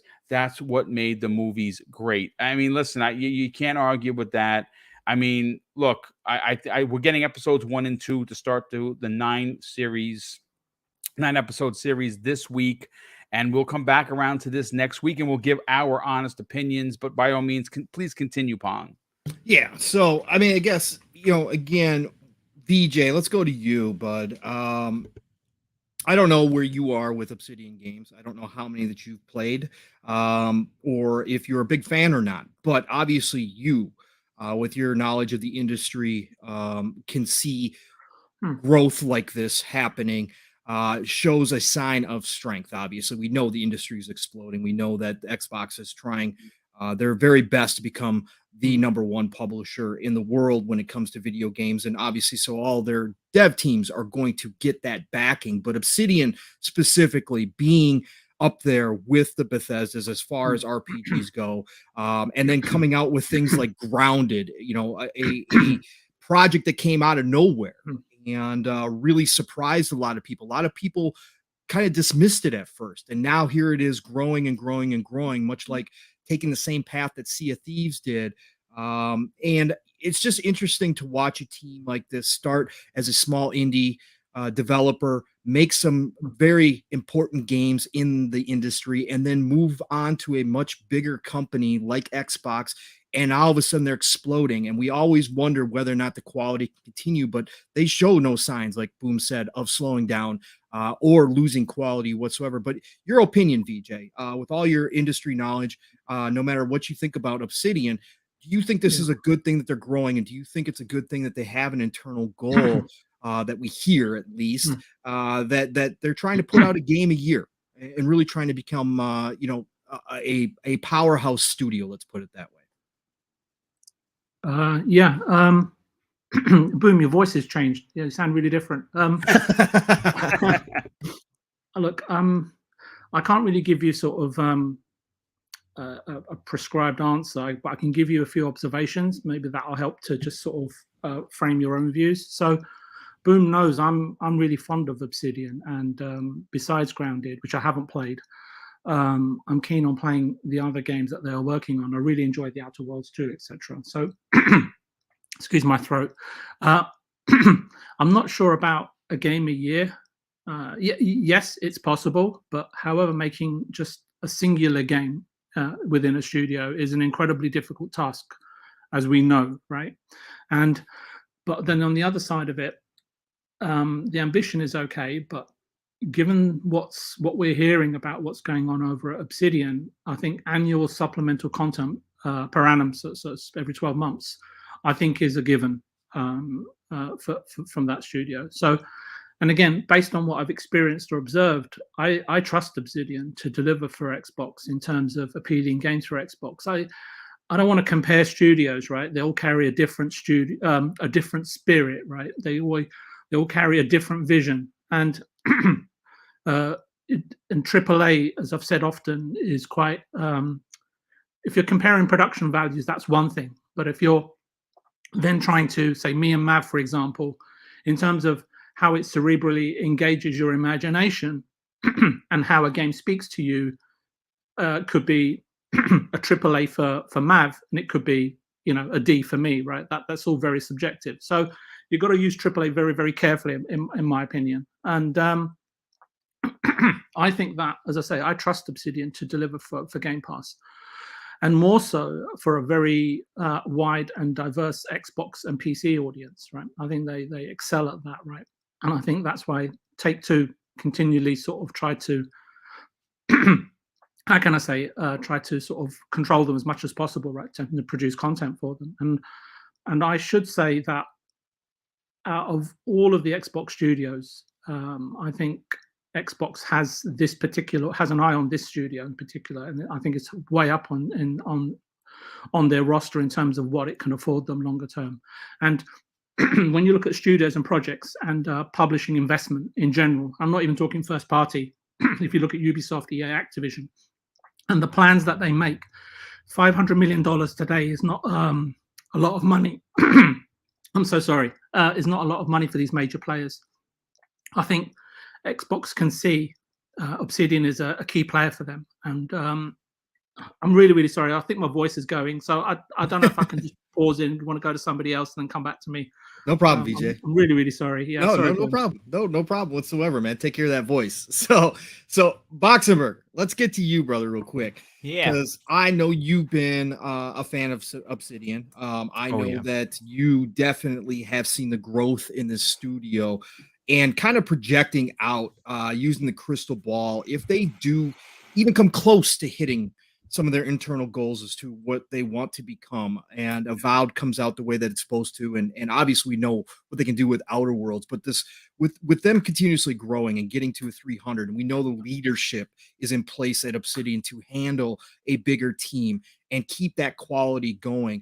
Do you see Obsidian taking their place as maybe, out of all the acquisitions that Xbox has done and is going to do, Obsidian might come out of this at the end of the day, maybe even by the end of this generation, as the number one acquisition that Xbox made, even ahead of something like a ZeniMax with Bethesda, that Obsidian comes out of the shadows of a lot of different studios and takes their place up there as a reign. What do you see going forward for Obsidian in the future? I mean, that's definitely their target. And I think they have all the chances to actually achieve what you just described. Obsidian always has been a quality studio. They have put out a lot of quality games. You previously mentioned people considering Fallout New Vegas the best Fallout to date. I'm one of these guys. Yeah, I love what they. My favorite of all of them. Yeah. And if you even go back to the KOTOR days, how amazing were those? So they have a long history of making great games. Outer Worlds, an incredible new IP. I love that game. So they have that in their DNA to put out quality games. Now, what has changed since the acquisition? Of course, general funding has changed. They have now access to a lot more tech. They have access to other things like better access to play testers, to people, to quality management, etc. All these things are now available to them. And of course, with the funding along comes time. And time usually equals in video games even better quality. So we already know about these 4 projects. We know about obviously Grounded being in development and probably released this year. We know about Avowed, Outer Worlds 2, and that Disco Elysium type of a game that we all know. So these 4 games are definitely in the making. We hear the first talks about a new Fallout game under their umbrella has started. So there's a lot of stuff going on. The thing that we have learned about Obsidian in the past is that they are also a studio that is very well managed. And a lot of video games fail because of proper management. Just look at Halo and what happened over there at 343, a management issue. So Obsidian is very well organized, just like, for instance, the Coalition. I always say the Coalition is also a studio that is very well organized. They work very structured, and Obsidian is the same. So do they have the chance to become that top-notch studio? Oh, definitely. And I think they definitely want to become that powerhouse studio within the Xbox roster. you mentioned the Bethesda studios. Will they be able to achieve the quality like a Skyrim or some of the previous Fallout games like Fallout 3?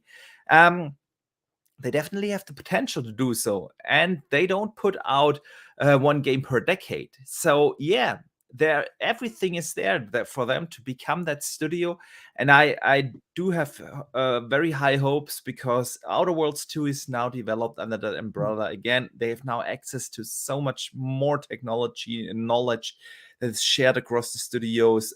Avowed is already a very long time in development, and was apparently the reason why Microsoft acquired them. So they have seen that the potential is there, and now they have the time and the funding, and I can't wait to see what that game turns out to be. I said it multiple times on different shows, also on this show, that Avowed is my most anticipated game out of the Xbox studios that is announced right now.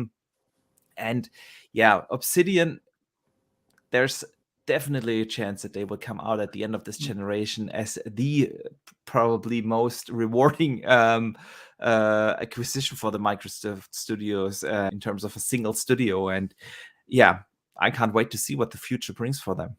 Exciting future, to be sure. Definitely. That we know about, right? VJ, you back? Yeah, I'm back. And I just wanted to piggyback on what my European friend said. There's only two of us on the show today. Trying to pick up the numbers. I think Xbox can see Obsidian as a key player for them. And why would you not afford a savvy studio that has survived in business in a tricky and shark-infested industry for decades, right? They know what they're doing, and afford them, right, as in Obsidian, right, the opportunity to sort of become a multi-tiered or multifaceted studio, right, which perhaps many, like Box and Bear said, right, is afford them the internal facilities and infrastructure that larger studios benefit from, right, while not losing what their what the spirit of the studio actually is today. And I think that when you're looking at recruitment, more personnel, staff, and as Box and Bear was saying, help to deal with the heavy lifting, right, which they've had to do a lot by themselves, and flesh out several departments, right? And so that the creators and the vision holders can help expand the studio and the teams into a far more well-oiled machine that has higher production values. And at least that's what I picked up from the No Clip documentary on Outer Worlds, which kind of explains to you about how they work. And you can just see there's so much room for improvement, right? Or so much room for improvement in terms of how they would benefit from significant investment. And laying out $500 million over a five-year plan or a 3-year or 4, whatever it is not a lot of money for Microsoft. You know that, and it's not a lot of money for third-party publishers.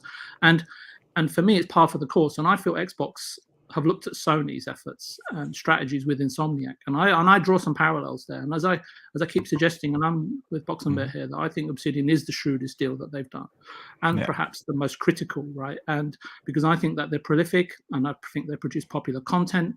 I think they have a really good pipeline. Go watch the documentary, and I think that there's a lot that Xbox can learn from them as well. And I think it's going to significantly benefit Game Pass going forward. I think surprisingly so, right, in terms of the delta, in terms of what they spent on that compared to what any of the other studios or companies that they acquire for them. And no, that's arguable, because you say, oh, well, Call of Duty, etc., etc. But let's just see what happens with that going forward. But this is an unsullied, it's a private acquisition, everything's exclusive, including Outer Worlds 2. And if you're unaware, right, Insomniac have grown, and I think I've heard you guys talk about, have grown rapidly, right, and also have multiple studios releasing content, right, over annually or every 2 years, right, with DLC sort of on an annual basis, right, and they're also producing projects in parallel. And I would say that because I just think that looking at Obsidian, looking at their past, they just have that now, so they have that experience, and they've worked with, as I said, with suspect publishers in the past that have held them down, right? and I think that Microsoft with this investment can really, really help them flourish. And I would say Obsidian are worth the punt and the investment. if there is an investment pool, and if Xbox do decide, how subscription fees are allocated to specific studios, for the long term, and I think that these guys will be really high on the list. I'll be surprised if they're not, to be quite frank with you. And I just hope that with the expansion, they continue to imbue, right, and not dilute that magic that's made them so popular till today, right? Anyway, that's what I think. It's always a risk in terms of expanding and over expanding and then doing it very, very quickly and so on and so forth. So as long as it's planned, it's methodical, and it's how they know how to run a business with not too much interference, but as long as there's oversight from Xbox, and guiding them and helping them sustain what it is that they want to do, then I think everything that you've sort of pointed towards, Pong, I think it's absolutely possible, right? And everything I've said in terms of mitigating circumstances, in terms of risk and reward, I think I'm pretty sure they're well aware of it, far more than I am anyway. So only because there's a lot more of them than me. So, but yeah, that's my take on it, Pong. Great points, VJ, and I'm glad you got your voice back, brother. That's worst case scenario. We cannot have VJ. Pong, anything I've got going for me. Pong, real quick, La Hellboy in the chat says Obsidian is our Insomniac games, pretty much. Would you agree with that, Pong? Yeah, I think they have the potential to be that, and I think it's always funny when we go and we kind of try to, side by side. Okay, Sony's got Naughty Dog, and we think Ninja Theory could move into that role, right? And they've got Insomniac, but I think it's a fair point, even though they might make completely different style games, just from a quality standpoint, a consistency standpoint, right? We know what Insomniac can do, and I think that Obsidian is setting themselves up for that. And I'd like to kind of piggyback over to Mav off of what Boxenberger and VJ just got done talking about, because Mav, you and I have been in the DMs, and I didn't forget about you, Mr. Joanna Dark. We're going to bring you in here to wrap this topic up here. But Mav, you and I have been in the DMs, and we actually over the past few months here have been watching what Obsidian is doing. Obsidian, now right now, first of all, in the industry, the talent is one of the most precious resources outside of time. We've talked about that so many times. Talent, people can go anywhere now, right? The industry is exploding. If you don't have a job as a dev, you can go find one in a matter of moments. And again, of course, I'm being a little dramatic there, but what I'm saying is that everybody's hiring right now. But Obsidian's name alone and what they've been able to make is drawing in, and they have the ability to draw in some of the best talent that the world has to offer. And we've seen that directly. Now, I'll bring up a specific example that you and I were in the DMs back in January about. Ryan Warden, right? For people who don't know, he is now the production director at Obsidian. He was hired in January. This guy's resume, he was a senior producer at Riot Games for 6 years.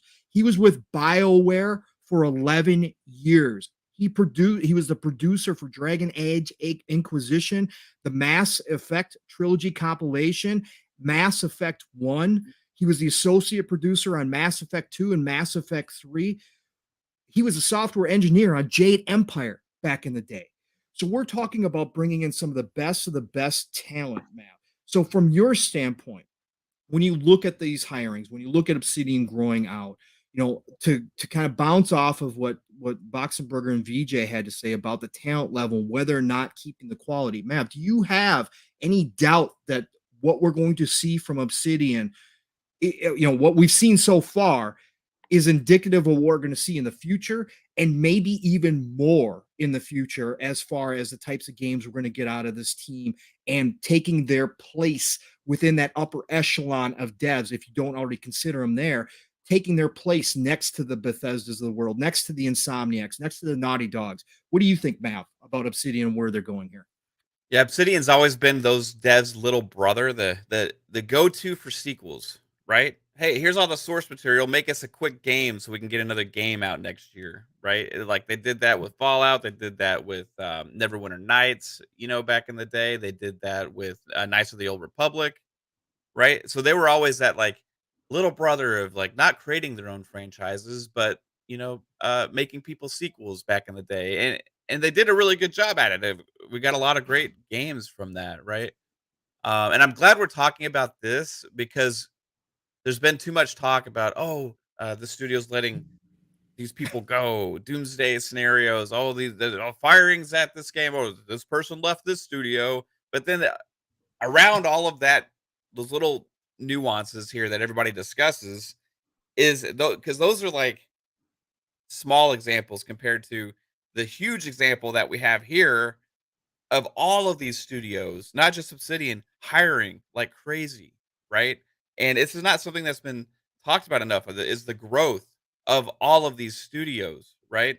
And specifically, we're talking here about Obsidian, who is also hiring, and like you said, great talent. This is going to elevate them, right? Because they have good direction there. They have direction that goes all the way back to Interplay back in the day. You want to talk about a studio that's been around, right? I mean, their ties go back to the roots of original Western RPG development. What Xbox is doing is investing in that, right? And not only have we seen already fruits of that with Grounded and these game announcements, right? Outer Worlds 2 and Avowed, but these games are going to get the first party big time treatment, unlike the little brother treatment, right? And whereas we're getting that now, that we're going to see that reflected in the games. We're no longer going to see something happen like Alpha Protocol, right? Where it had so much potential. It was a cult classic because of the potential in that game, because of the ideas behind it, but didn't ever have the time or budget to fully realize the vision, right? Now, Xbox can fully realize Obsidian's visions and grow the studios to support those visions, right? So back in my mind, I want them to go get the rights to Alpha Protocol from Sega, just so we can see that come to fruition someday. Maybe we can get something happening there. But even if we don't, man, these games that they got going, we're gonna get such a mix of variety between them because you got things like Grounded, you're gonna have things like Josh Sawyer's game.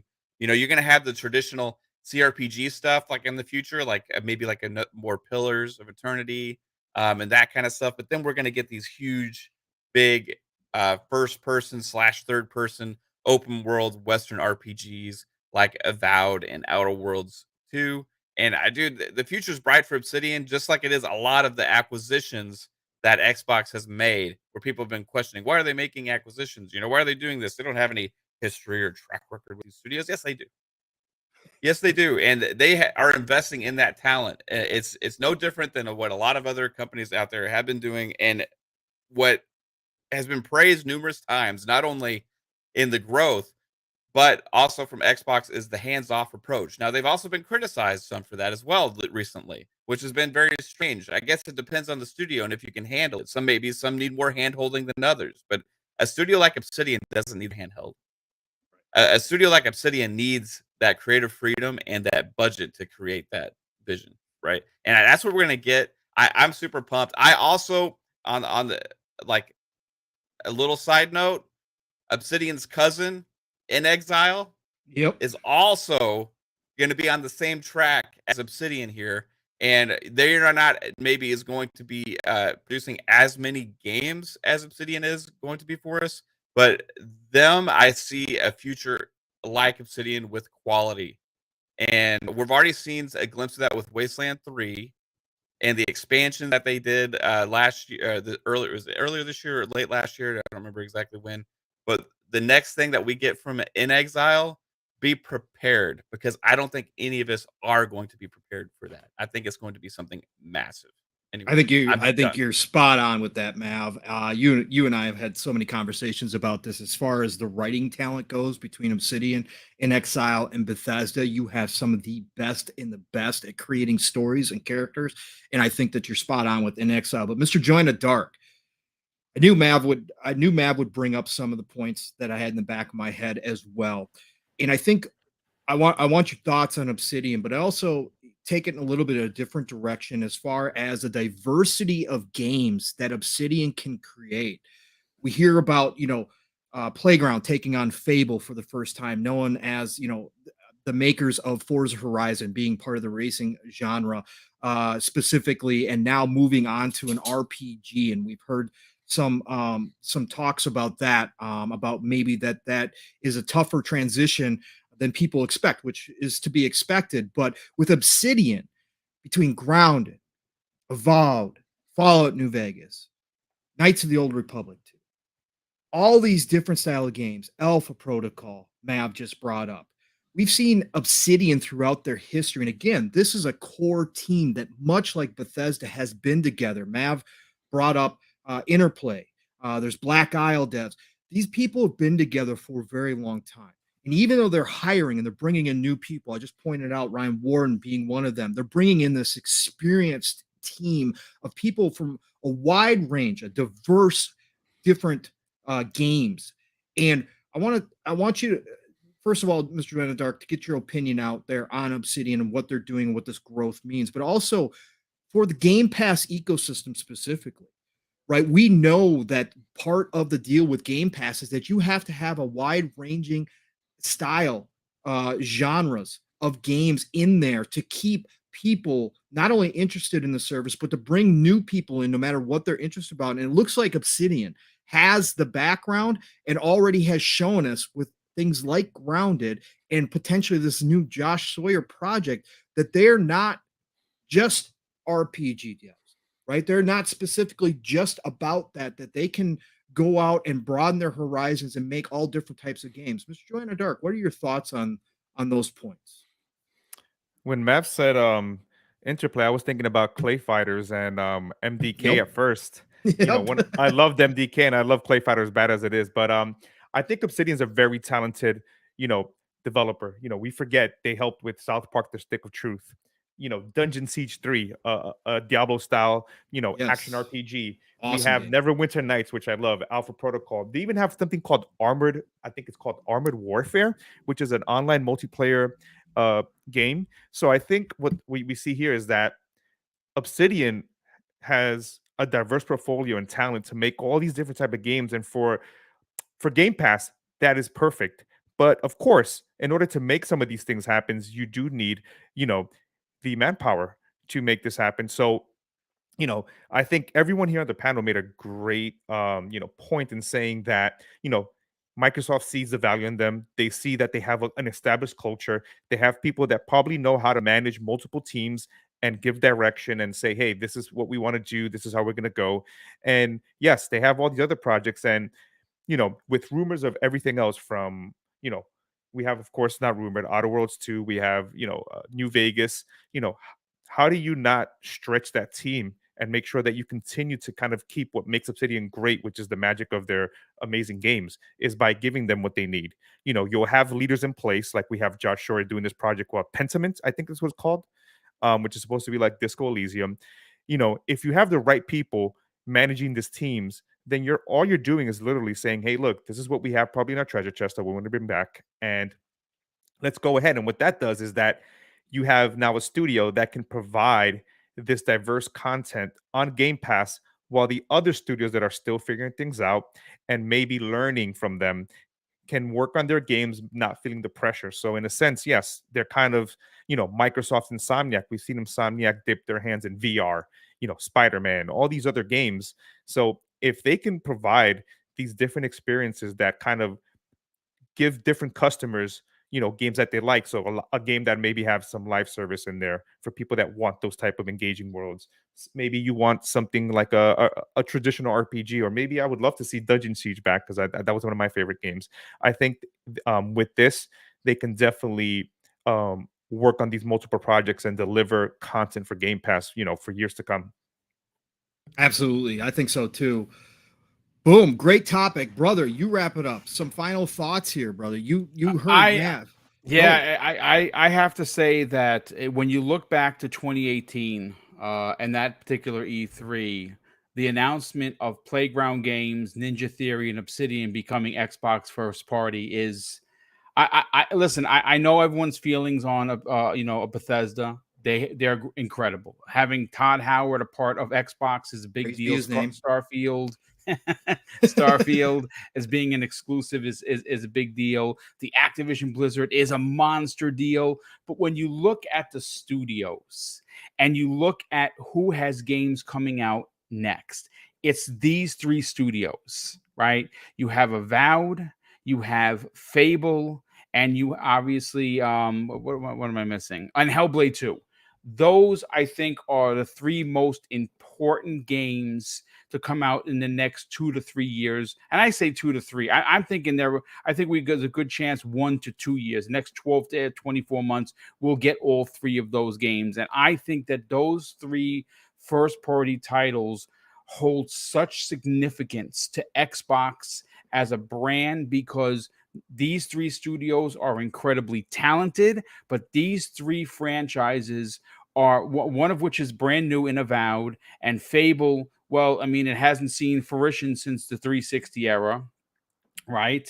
And Hellblade, well, we know what Ninja Theory is going to bring to the table from what we saw in the first one and what we've seen so far in the sequel to the award winning, the BAFTA winning award in Hellblade franchise. I couldn't be happier. But bringing it back around to Obsidian, listen, the fact that they have Microsoft backing and they're not really robbing Peter to pay Paul to do development is why Avowed is going to be a 90 meta game. Why it's going to be a game that we look to. And this, again, I have no insight. This is just my opinion, but I have a strong suspicion that you'll be talking about Avowed the same way you talk about Elder Scrolls. I'm so Elden Scrolls, Elder Scrolls, pretty much. It's Elder ridiculous. Ring, whatever. But yeah, I'm excited to see the future. I think we're going to get a really good look at what that future is at this year's Microsoft Bethesda showcase. Again, I keep calling it E3 in my mind because, well, it's always going to be E3 until it's not. And obviously we know E3 is canceled, but I do have high expectations for the show. And once again, folks, we're at the 2-hour mark. I want to thank everyone that tuned in. We had nearly 300 people here. And once again, I have to reach out to the community. The notifications are not going out. This is a fact. This is not just my channel. This is a lot of people's channels, big, small, and otherwise. And YouTube, well, they're dragging their heels like they do. I'm sorry to say, I reached out to them via social media, because that's the only way I can, because I don't have a handler, because I don't have 100,000 subscribers. And they told me, hey, tell your subscribers to check to see if the notification bell is on. And that's all I can do. I'm limited to what I can do because the channel is still too small. And I implore to anyone that is watching, that will watch, that will help me share this on social media and other social platforms. Check your notifications bell. Last year, there was an issue. All of the bells got clicked off. And look, YouTube is not dumb. They know what they're doing. We have heard rumors that they are down throttling the little guy. This is a fact. This is not me coming out and wearing a tinfoil hat. And they're upping the ante with the people that have 100,000+ subs. This is something that's been going on the socials for quite some time. I believe them because I'm seeing it.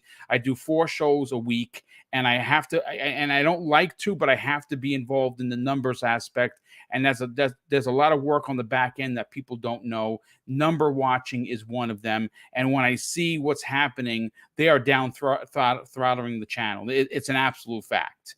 I'm normally good for 400 people here. We're barely getting 200, and that's because people aren't getting notified, and they're doing something to the algorithm. And it's sickening, to be honest with you, because you guys know how hard I work on these shows, and it really does suck that you put the effort and the heart into this program only to be, kicked in the balls, so to speak, by YouTube. And that's really what it comes down to. And it's a shame. And you don't have to have 10K. I don't care whether you have 1 sub.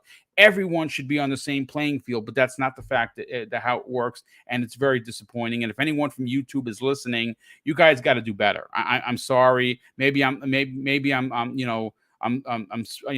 into the wind and it's going to come back on me. I don't know. Hopefully it does not, but this is a fair channel. We don't curse. We try to keep it PG-13, and the quality of content is there each and every week. It's very frustrating when the people that are not so scared to take your 30%, which is what they do. And every super chat, folks, if you didn't know, 30%, every channel membership, 30%. That goes right to YouTube before I get anything. So just keep that in mind. But just check your notification bells, see if they're on. And if they're not, please click it on. If you're new to the channel, please consider subscribing and, of course, hitting that notifications bell. But let's get everyone out of here. Boxenberger had to bounce because he had a work call. He'll be back next week at his regular seat to start and finish the show. Pong Soul, brother, sell your brand. Tell everyone where they can find you in other shows. And quite frankly, there's a lot of them. But with that said, you got to talk about Living Split Screen with Steel Rain. I was listening to it today. I got through most of it. It's a long show, so it does power me through multiple days of cleaning, which is awesome. Big shout out to Z Black Rider, who says Google is evil. Indeed, they are. Unfortunately, I have no choice. And Zatanna B in the chat, she says, thank you, Boom, for everything you do. Well, thank you for the compliments, Zatanna. Love the name. Reminds me of Zartan's sister from G.I. Joe, if you're a fan. I think her name is Zarana, but it's close. It's close. But listen, Pong, yeah, you got to talk about Living Split Screen. You guys, the goal for 2022 is to hit the 1K. I think you guys deserve it tenfold over. You put on a great show each and every week. Very, very informative. You break it down in so many great ways. Talk about that. And more importantly, where can people reach out to you on social media? Absolutely. Well, what a great show. Happy to have everybody show up. Boxenberger, Mr. Joanna Dark, Mav, VJ, Boom. It's great to see you all, brothers. Again, look forward to this. No matter what, real life gets extremely busy, but man, these are my outlets and you guys are my extended family. You guys know that. You're all my brothers from another. And I just appreciate being able to come here and talk gaming with all of you and the chat. So many familiar faces. Chat, you all are so supportive and loving, and we appreciate you and nothing but respect for you guys coming out and doing that each and every week. Look, for the most part, right now, you're only going to find me in Night City because I'm making my final push to beat Cyberpunk. My initial playthrough over 270 hours, coming up on 270 hours at this point of my initial playthrough of Cyberpunk. I know a lot of people have different opinions on Cyberpunk. Just let me tell you, if you had any inkling to play Cyberpunk, don't listen to people. Play it. Go play it. Again, I've played every single side mission now. I've cleared the entire map. New ones keep popping up that I'm playing through. But I'm telling you, some of these missions are classic CD Projekt Red. They are some of the most. I don't know. This is a game that's going to stick with me for a long time. It really is. So that's where you can find me now. But otherwise, hit me up on Xbox, Pong Soul. Hit me up on Twitter, Pong Soul. I will be there. I'll follow you. I'm not as active as I once was during the pandemic because, again, real life is coming back to normal again, and that means the job is as well. So I'm not around as much, but I'm still on there, and I will respond to you, and I appreciate all the DMs that I get randomly from people talking about the different shows that I'm on and how much they enjoy them. It means the world to me. But please follow me there. Otherwise, Thursday this week, PM in the PM, Pong and Mav in the PM. That's right, my brother from another Mav right here, and I will be talking all the good news. We got a lot of stuff coming up. We got Tiny Tina's Wonderlands dropping this week.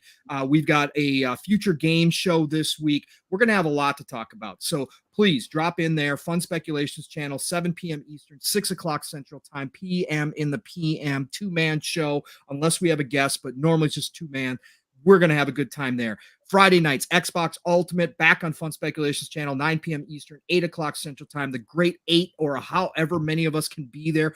Whatever the case is, we always have just a blast on Friday night. So join us on Xbox Ultimate. Saturday mornings, like Boom was just talking about, is Living Split Screen. My brother from another, Steel Rain, and I get your morning started. Look, 3+ hours, buckle up. Last week was 4.5 hours because we hadn't talked in 2 weeks. So Steel and I just sit around and we have a great time. We get the chat involved. If somebody brings up great points, we're going to talk about it. Look, we're going to talk about all things across the industry, but Living Split Screen, mission 1K this year. Please tell a friend. Like Boom said, the algorithm, YouTube is not reliable, so we need people sharing it out, but we're making that push for 1K this year. So please drop in there. Living Split Screen. Split Screen is all one word. It is 10 a.m. Eastern, 9 o'clock Central Time, 3 p.m. UK time. Find us, join us. I know you'll have a good time. Even if you can't stay for the whole show, that's fine. We got people that drop in, come back and say, you guys are still alive. Yes, we're still alive. That's right. We're going to continue to talk. So join us there. Shop Podcast, Saturday nights, PTK Blam's channel. That is another fantastic way to end your Saturday evening. And now that the time change has happened, we're back to 9 p.m. Eastern, 8 o'clock Central Time, PTK Blam's channel. Myself, Fuzzy Belvedere, PTK Blam, and whoever we have a guest on. We had Psychonauts on last week. Brother Psychonauts was there. Just another great time. Have us on in the background while you're playing games. Otherwise, people, it's the golden age of gaming. Not going to let you forget this. If you're a gamer, this is the time to be playing right now. It's never been a better time. So play what you love what you play, and I'm going to talk to you all real soon. Thank you. All right, brother. Thank you. And VJ, sell your brand, brother. Where can people find you to listen to the incredible points you dropped today? And where can people reach out to you on social media? Well, they can find me on your show every Tuesday. Talking of shows, I'm on Midweek Gaming tomorrow with Stubbs Gaming, Removable Sanity, Cerebral Pool, and Animated Evil. Nice. So you can check me out there if you want to. And thanks for having me on the show, Boom. I really appreciated it. And see you next week. Yes, absolutely. And it's great to have you on each and every week, brother. Thank you. Mav, sell your brand, brother. Tell everyone about Fun Speculation. Where can people reach out to you on social media? And what shows you got dropping this week? Yeah, Boom. It's good to be back here again. Sorry I was late today. Meeting got extended. And that's all right. I'm not Real allowed life, to have folks. my Real phones life. in the meeting. So it's like, man. Anyways, yes. This week we will have, like Pong said, Fun Pop, PM in the PM, Xbox Ultimate, FSP.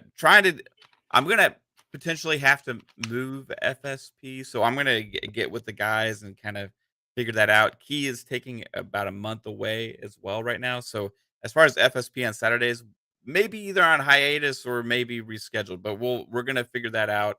But dude, I appreciate everybody here. If you want to find out when we're going live and find out updates for our channel, just follow me on Twitter at Fun Speculation.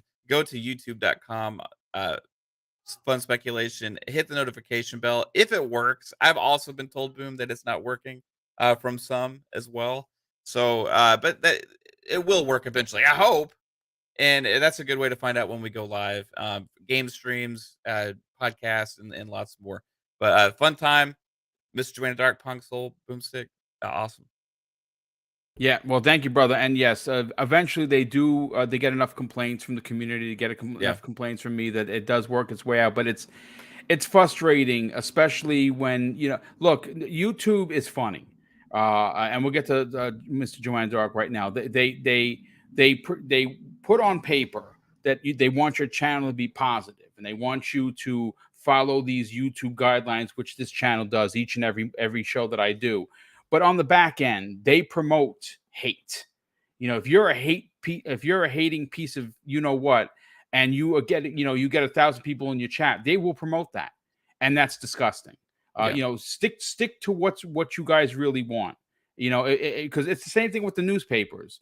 You'll never read a good story about a police officer because it doesn't sell papers. But if there's a bad cop, which there are not many, there are some, plenty, like every profession, they'll be on page 1 to 10 because that's going to what people want to read, and it's going to sell papers. Well, YouTube is very similar in practice. They will push the hating content because many people are tuning in for it, because I don't know what the obsession is with hating on stuff. I don't get it, but maybe because I'm old, I don't know. But listen, just if you're having issues with the notifications, let YouTube know via your YouTube channel or via social media, and maybe we get this thing straightened out. Mr. Joanna Dark, you have a show coming up this week. I think you have 2 shows coming up this week. By all means, sell your brand and tell everyone where they can reach out to you on social media.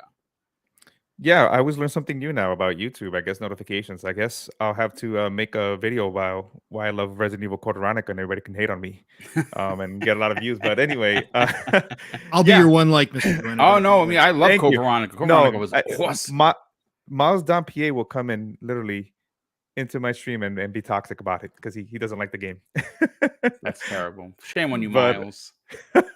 But yeah, you can find me on Twitter. Big. _N_boss. I'm always there, and thank you to everyone who interacts with me and has fun with me in my tweets. Always appreciate that. Always love just kind of talking to the community and just kind of going into some of your tweets and just having fun.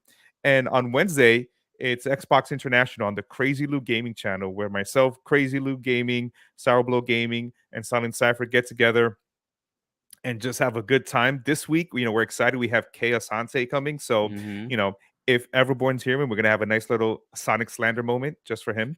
I always like, grinding his gears. But yeah.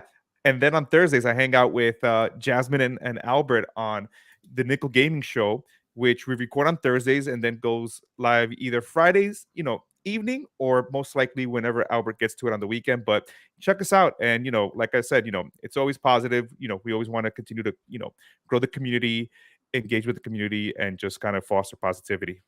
Yes. And as always, it's a pleasure being on Tuesdays here, Boom, with everyone here. It's great that even though some of us, work and all the busy schedule, will still, have time to get together and just discuss games. Everyone here is very passionate. I enjoy the PCU, the Pong Cinematic Universe, because he's always on everywhere. So, when I'm playing Elden Ring, and I just want to listen to someone, kind of talk about games and just kind of listen. Definitely like listening to Pong, and of course, Living Split Scream is the way I start my morning. So as always, it's a pleasure. Appreciate you, brother. Yeah, well, thank you for being here, brother. Definitely appreciate that. And of course, folks, big shout out to the near 300 people we had here. Big shout out to the super chats that continue to come in to power the giveaways. And we have a big one coming up for the month for Easter. It's going to be our first giveaway of the year. And that's because obviously those giveaways are powered by channel membership as well as super chats. And, we'll be announcing what we're giving away in the coming weeks before Easter.